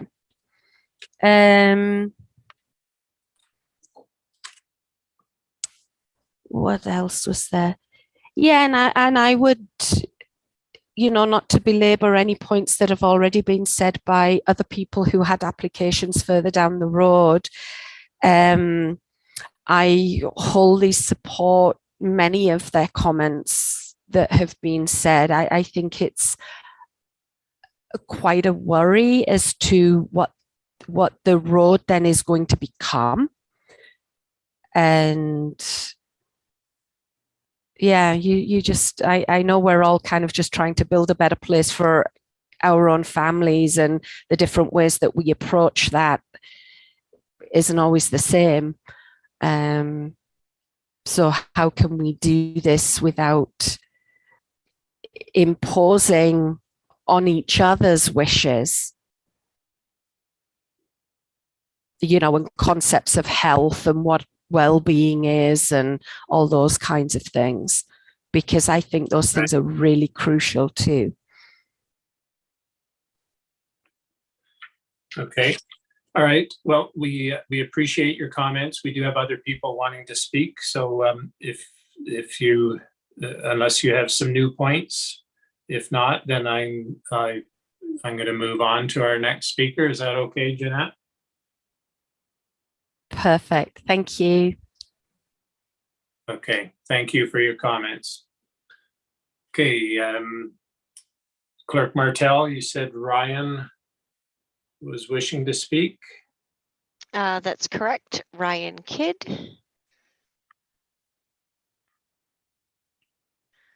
And I think he's coming over here now.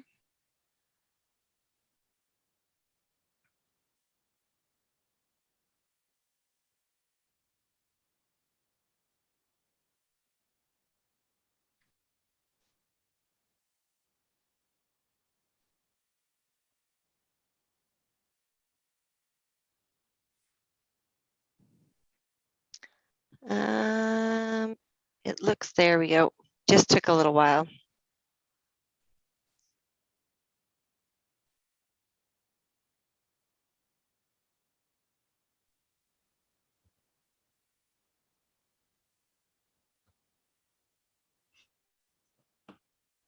Are you there, Ryan?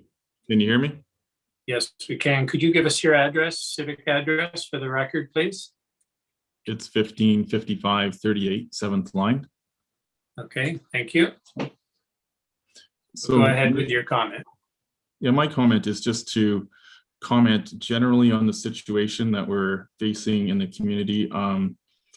I'm generally supportive of the owner's right to use their land to make a living, and I think we need to understand the lifestyle of our neighbors moving in as they seek to make a living on their farms. And I understand that there are a lot of terms in the application that are kind of worrisome, zoning changes and commercial, but I think at the end of the day, the impact of these dry manufacturing buildings and sites in our community will probably be commensurate with that of existing agricultural activities. And diesel engines, a little bit of tractor noise. I really think we're kind of overthinking it, and I would encourage us just to talk to the new neighbors and learn to just understand their way of life and work through any concerns just at that level. That's the extent of my comments, I think. Okay, thank you for your comments, Ryan. And I don't know if you heard earlier, but that's quite often, that's what I tell residents, to get a hold of the applicant and speak with them, find out what they're doing. A lot of times, some of the concerns can be alleviated by speaking with them. Not always, but quite often. So again, thank you for those comments. Okay, Clerk Martell, anybody else wishing to speak?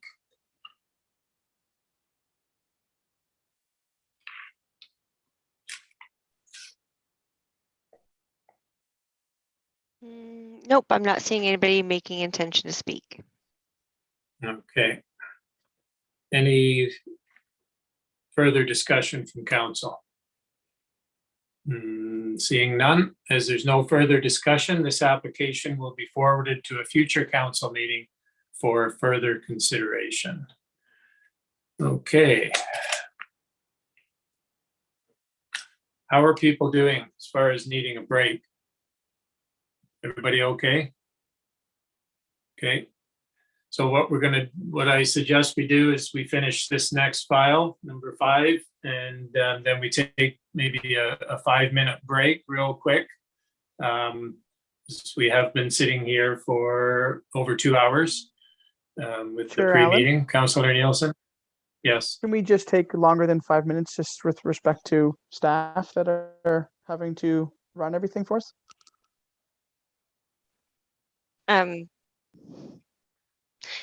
With all due Yes, respect, I have a long drive home after this meeting is over, so you don't have to extend the break for me.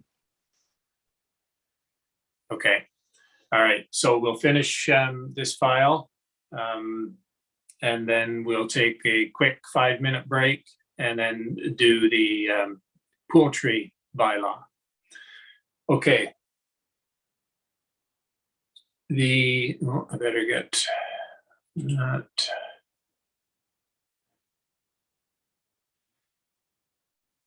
The next zoning bylaw amendment is file Z62-2021. The registered owners are Robert and Robin Sinclair. The legal description is part lot 151, concession 3, SWTSR, Artemisia, part 1, 16R 10025, Grey Highlands. And it has a civic address of 734190 West Back Line.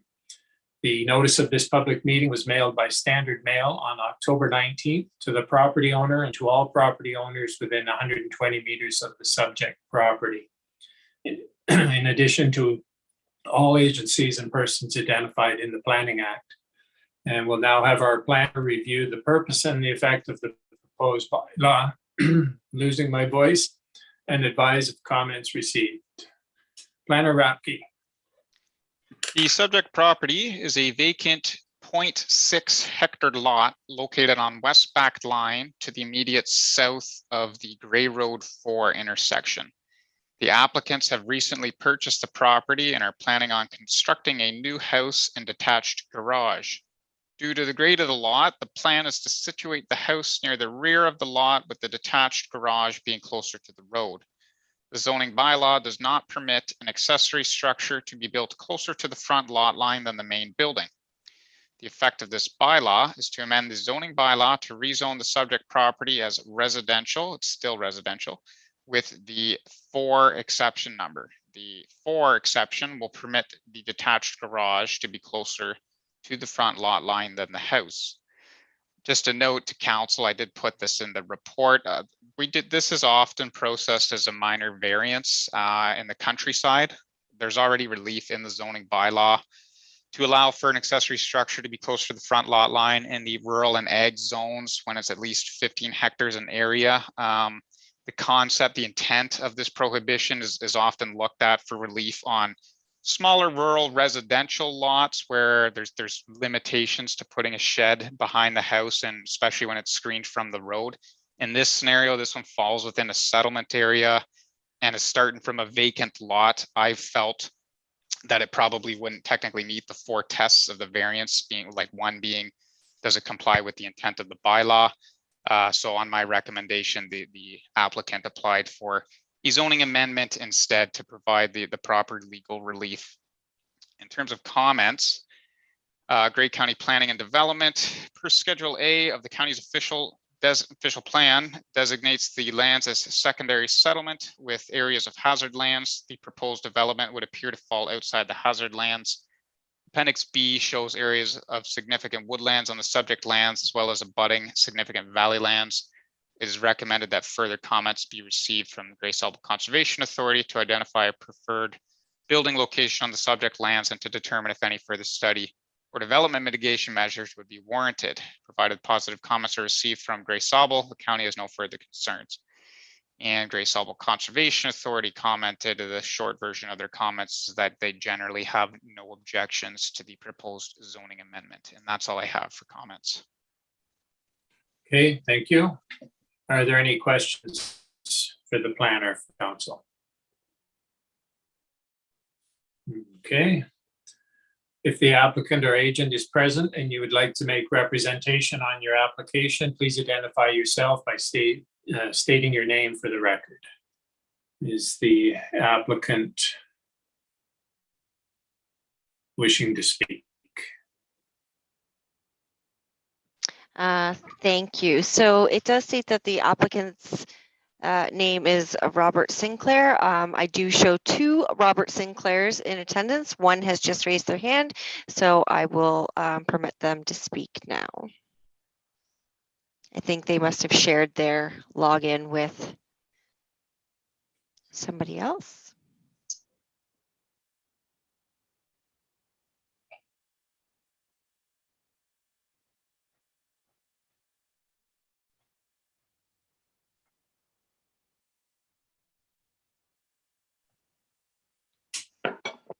Good evening. Can you hear me? We can. Yes, we can.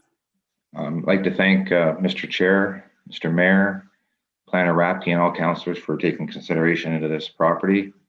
This is going to be our retirement home, since that we used to live up here, and we're relocating back into the area probably in 2023 once the house is built.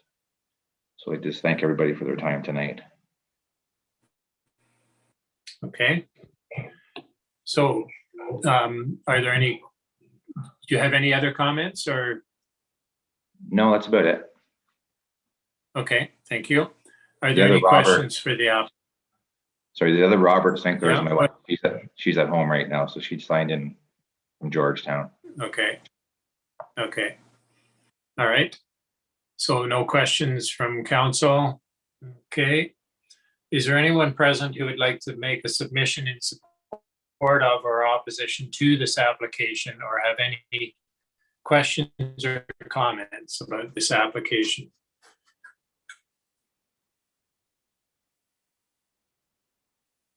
Is anybody wishing to speak on this application?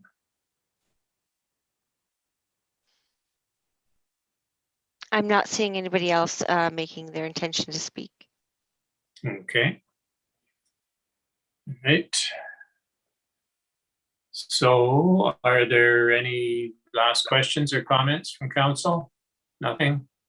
Okay. Robert, thank you for attending, and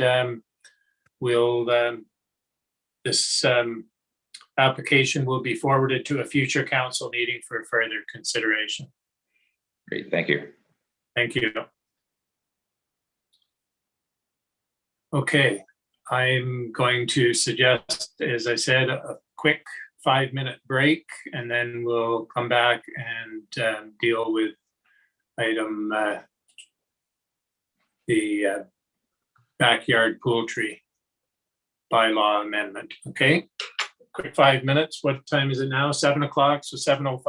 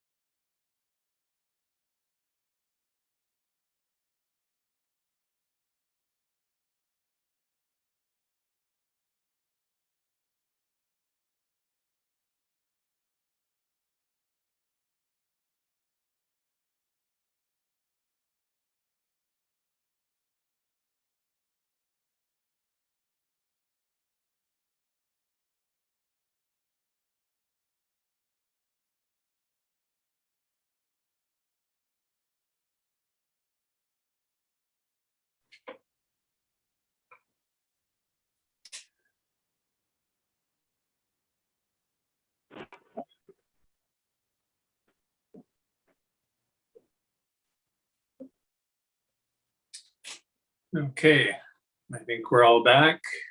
Thank you for being prompt. Okay. So the next zoning bylaw amendment is file Z66 2021, backyard poultry.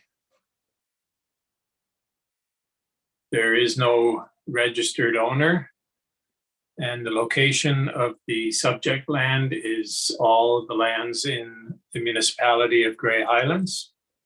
And the notice of this public meeting was mailed by standard mail on October 27th, 2021 to the, sorry, not to the property owner.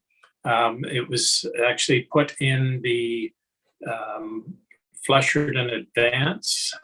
I do have an email on that I should be looking at. This notice was circulated in the Advance on October 27th, 2021, and it was also mailed to all agencies and persons identified in the Planning Act. So we are going to have our planning coordinator, Cassandra Dillman, is going to present this file. So Coordinator Dillman, are you available? There you are. So I'm trying to think if these, yes, review the purpose and the effect of the proposed bylaw and advise of comments received. Welcome. Thank you. So the purpose and effect of the zoning bylaw amendment are to amend the municipality's zoning bylaw to define, permit, and regulate backyard poultry in certain residential zones within the municipality. So the proposed zones are residential, residential multiple, rural residential, and the development zones. This item, it has been before council a number of times, most recently on October 20th. And at that point, a survey was presented and 85% of respondents were in support of backyard chickens. At that time, a second bylaw was also presented, and that was a bylaw under the Municipal Act to regulate the backyard chickens. This bylaw tonight is specific to the zoning bylaw. So there were a few comments received. I have listed everyone in the report that was circulated on the application. And one of the people that did comment back, Grey County Planning and Development. There is the full comments attached to the staff report. And just to summarize here, staff would generally concur that a limit of 4 hens and prohibiting roosters would seem reasonable to reduce the potential for excess noise and significant manure storage issues. It is recommended that further comments be received from EUPHRASIA to ensure that the proposed zoning amendments do not conflict with any policies contained within the Nutrient Management Act or NDS guidelines. The county would further recommend that comments be received from the Grey Goose Health Unit to clarify regarding any separation measures that should be achieved between the chicken coop and or manure storage in relation to residential dwellings and existing private wells. So provided that positive comments are received from EUPHRASIA and the Grey Goose Health Unit, the county has no further concerns. Saugeen Valley Conservation Authority find the proposed zoning bylaw amendment acceptable. The proposed amendment is general in nature and applies to the entire municipality of Grey Highlands. As such, the proposed is not directly affected by floodplains, watercourses, shorelines, wetlands, valley slopes, or other natural hazard features. However, future structures associated with the proposed use may be located within or adjacent to natural hazard features or the regulated area and may require review by the Conservation Authority. Saugeen Valley staff understands that all existing policies, natural heritage, and natural hazard features outlined in the PPS 2020 county and local official plan will apply to each proposal, and we trust these proposals will continue to be forwarded to the SVCA for comment. The Niagara Escarpment Commission, I had briefly spoken with staff there, and I was expecting comments. I have not yet received them. The Grey Bruce Health Unit, while they did not provide formal written comments on the zoning bylaw amendment, I had spoken with 2 staff members there for previous reports. And during those conversations, Grey Bruce Health Unit staff, they noted that if a well is in good condition and there's a few hens on site, so they mentioned single-digit numbers, it'd be unlikely to create a risk if chicken manure was kept a few meters back from a well. They also noted that there was no strict guidelines for residential chickens in this regard. The Grey Highlands Environmental Services, no comments or concerns. Grey Highlands Transportation Services, no comments or concerns. And then there has been one comment received from a resident of Grey Highlands, Carrie Russell. Their full comments are attached, and I will just read a portion of them here. While I understand the benefits proposed by this bylaw would provide some residents, I am generally opposed to the bylaw as it opens the door for further farm animal permissions to be requested. I'm specifically opposed to the inclusion of residential multiple zone in the proposed bylaw. When one considers a street like Duff, there's potential for more than 150 chickens on the block north of Lawrence Street. For 10 occupied residences or apartments, the onus will fall on the property owner to ensure the bylaws are followed. Any mess, abandoned coops, manure, and cleanup will be the responsibility and cost of the property owner. I see 2 potential solutions to this. Exclude residential multiple zone from this bylaw and or require the property owner permission to have backyard chickens. As such, it is required for a fire permit for tenant occupied properties. And those are all the comments received. I will note that I did speak with Carrie a little bit further to add on to those comments. And I think her concerns were addressed. I did note that the registration system would require permission prior to the permit approval from the property owner if you are a tenant. And then the other concern, I think it was just a misunderstanding. The proposed is 4 chickens per property, not per unit. So if it is, 5 units on the same property, only one of those units, only 4 chickens would be allowed. Thank you. Okay, thank you for that. Are there any questions from council for our planning coordinator? Okay. Okay, there's no applicant or agent, so I'll go right to, is there anyone present who would like Chair to make Allen. a submission? Sorry to interrupt. I do have one Yes. quick question, if I may. Just for Okay, understanding. sure, go ahead. Thank you. Coordinator Dillman, when it comes to the implementation of the bylaw, technically, would grandfathering work where people with chickens already have a grandfathering, although they're not registered? Just wanted to understand how the implementation of the bylaw would work.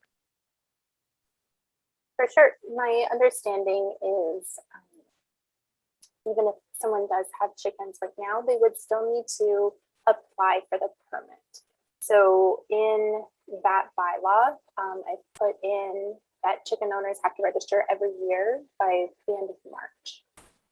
So that way we can sort of understand that the document is relatively current. And that way, someone may not want chickens every year, they may get rid of those, and it just keeps those records up to date. So I think once those bylaws are in effect, they would have until March 2022 to apply for that registration. And may follow-up question, Chair Allen. So then for clarity, somebody who has chickens right now who might exceed the bylaw, will the requirement be to politely put it downsize the flock, or would they be permitted to keep the flock until the flock let's put it, naturally downsizes?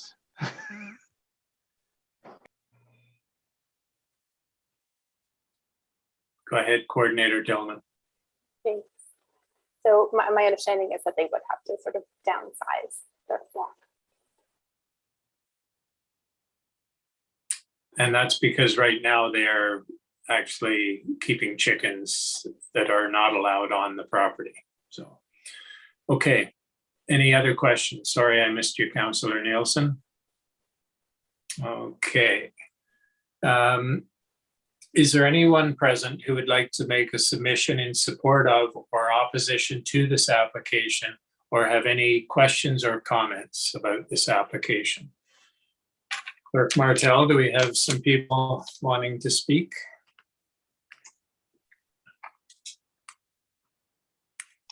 Yes, we have Kelly Traves in attendance with her hand up. So I'm just going to move Kelly over.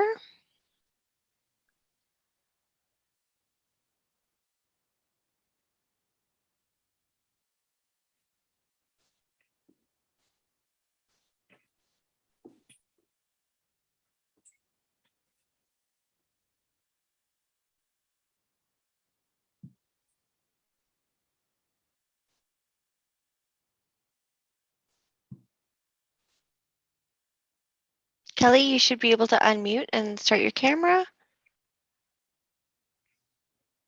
If you can unmute.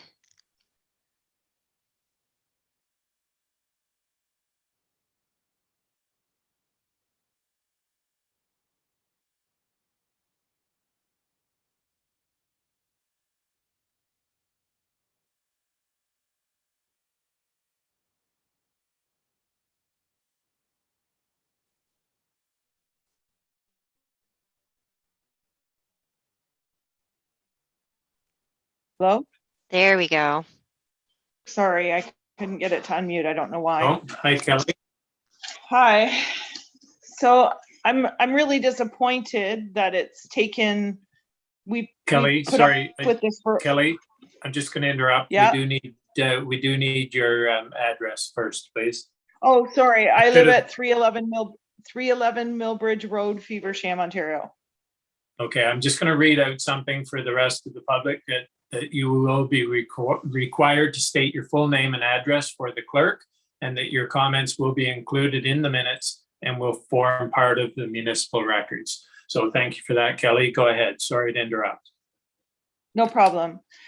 Thank you. I was just going to say that for the last 2 years, we've been subjected to noise, tormented for 2 consecutive summers with chickens overtaking our yard and garden. They're an eyesore for viewing, a horrific smell, a disregard for our water source, etc. And a stay was granted to the flock, the neighboring adjacent property to mine. We have chickens behind us, chickens beside us, and chickens in front of us. There's a minimum of 9 chickens. There were 10 next door to us, as well as 2 waterfowl. And they were all granted a stay for this full year or until you pass a bylaw. And I have asked even about the ducks, which have now been excluded from the bylaw, and I've been told that they're still granted stay until the bylaw passes. So they are also able to continue to reside at 148 Wellington next door to us. I don't know why it's taking so long for this to pass. We've been more than patient. We've tolerated, as I said, the last 2 consecutive summers of horrific responses from the community and anyone who's been frustrated about us complaining about chickens being through our yard and gardens, or about us complaining about the smell or the eyesore or the noise. I don't really see a light at the end of the tunnel as of yet.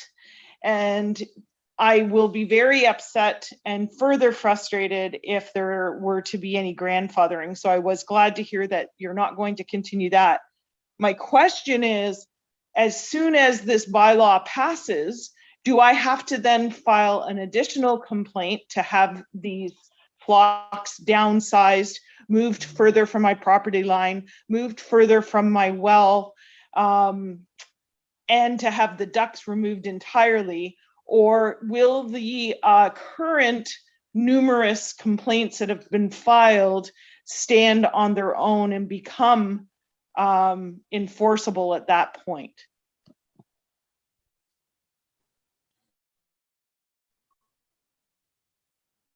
Okay, I think this is perhaps a question for our Director of Planning. Is Planner Benner in attendance?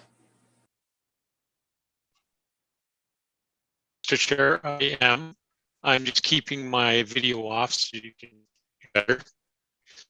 And in response to the question about enforcement, we will use the current complaints that are put forward as the basis for the enforcement when the bylaw is passed.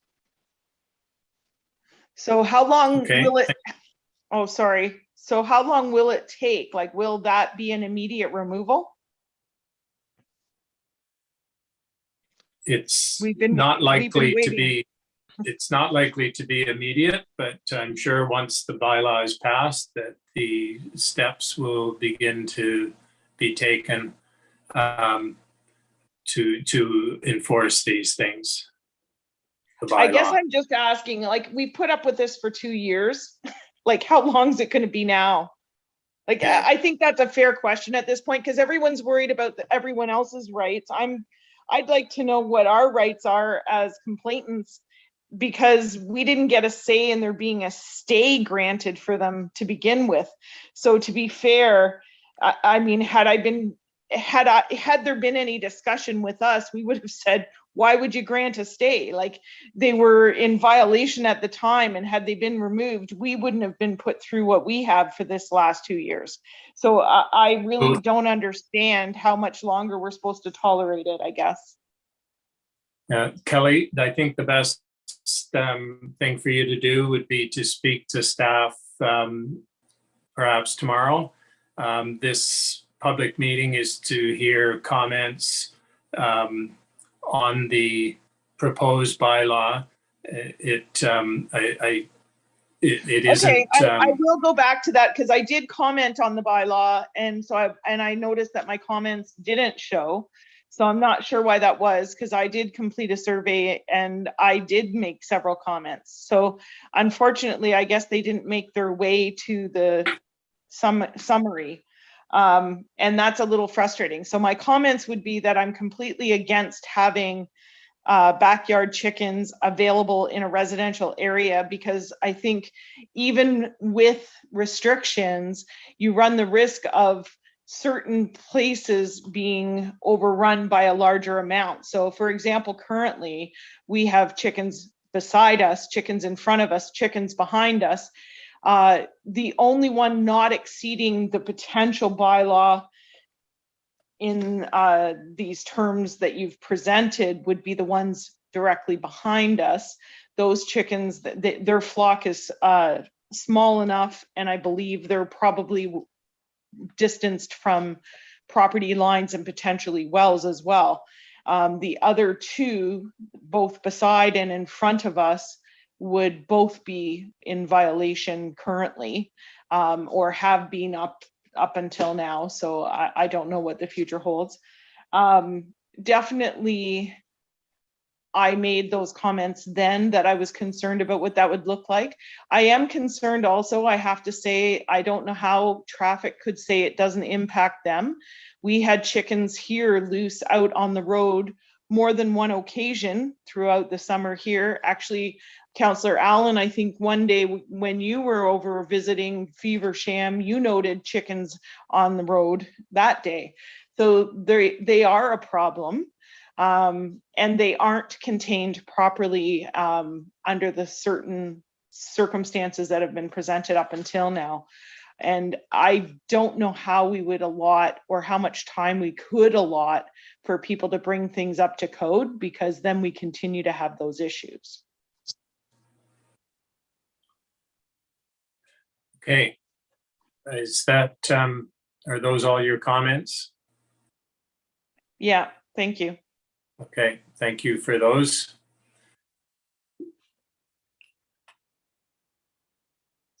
Clerk Martel, do we have somebody else wishing to speak?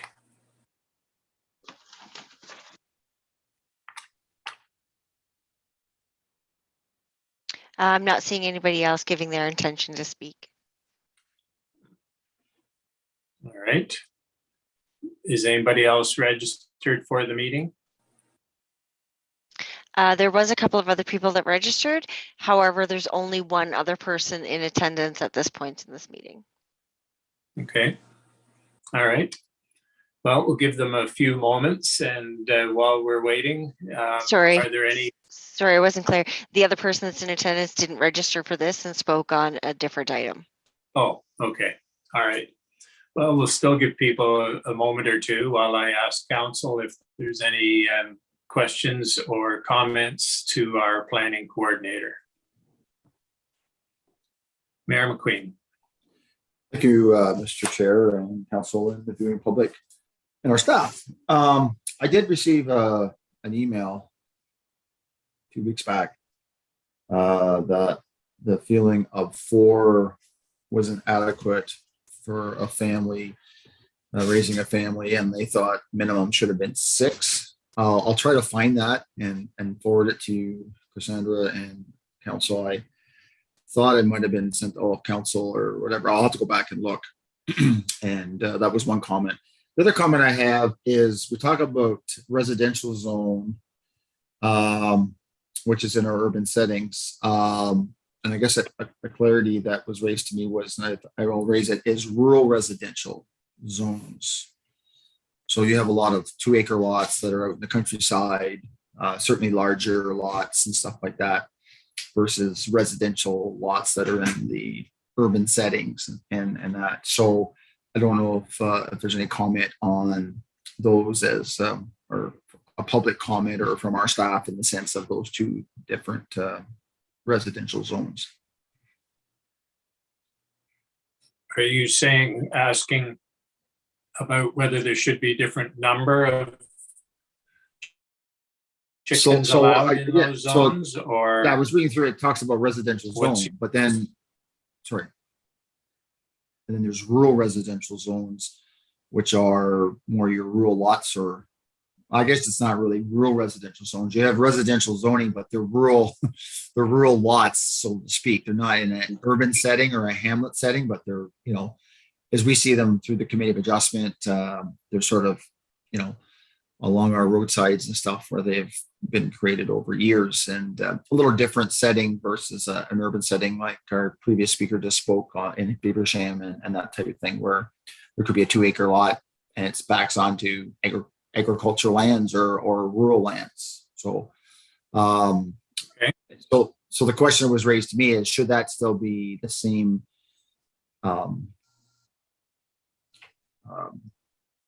plan or same bylaw versus a residential zone in an urban setting? Okay. Coordinator Dillman, would you like to answer that? Thank you. I think if I understand correctly, maybe that there's appetite for the 4 chickens, for instance, on a smaller lot in a settlement area, and then perhaps something like 6 chickens if there's more than 1 acre. Would that be correct? Okay. That could be an idea. Yeah. Okay. Yeah. It was raised to me because, you know, if you have, and more specifically with the even the where you have even more densities in an urban setting, and you sort of pointed out with still have to have yard space, but as you know, where you have a 2-acre rural residential, well, a residential lot in a rural part of the municipality, and no neighbors, and it's backs onto a farmland or something like that. It's a little different than certainly having a residential versus a residential in an urban setting. And it was just a point that was raised to me on that part. And I think I would say that the person that raised it to me, I think was it was more in a tertiary. You know how we have smaller than even hamlets. It's tertiary. It's very small, right? And that sort of thing. So those are just two comments that I received, and I'll try to follow up and get that information to you. Okay, so you're not asking for an answer from the coordinator. You're just stating that was you received those comments. Okay, so those will be added to the record for consideration. Okay, thank you. Any other questions or comments from council? Okay, seeing none, I'm going to ask one more time of our clerk if there's anybody wishing to speak.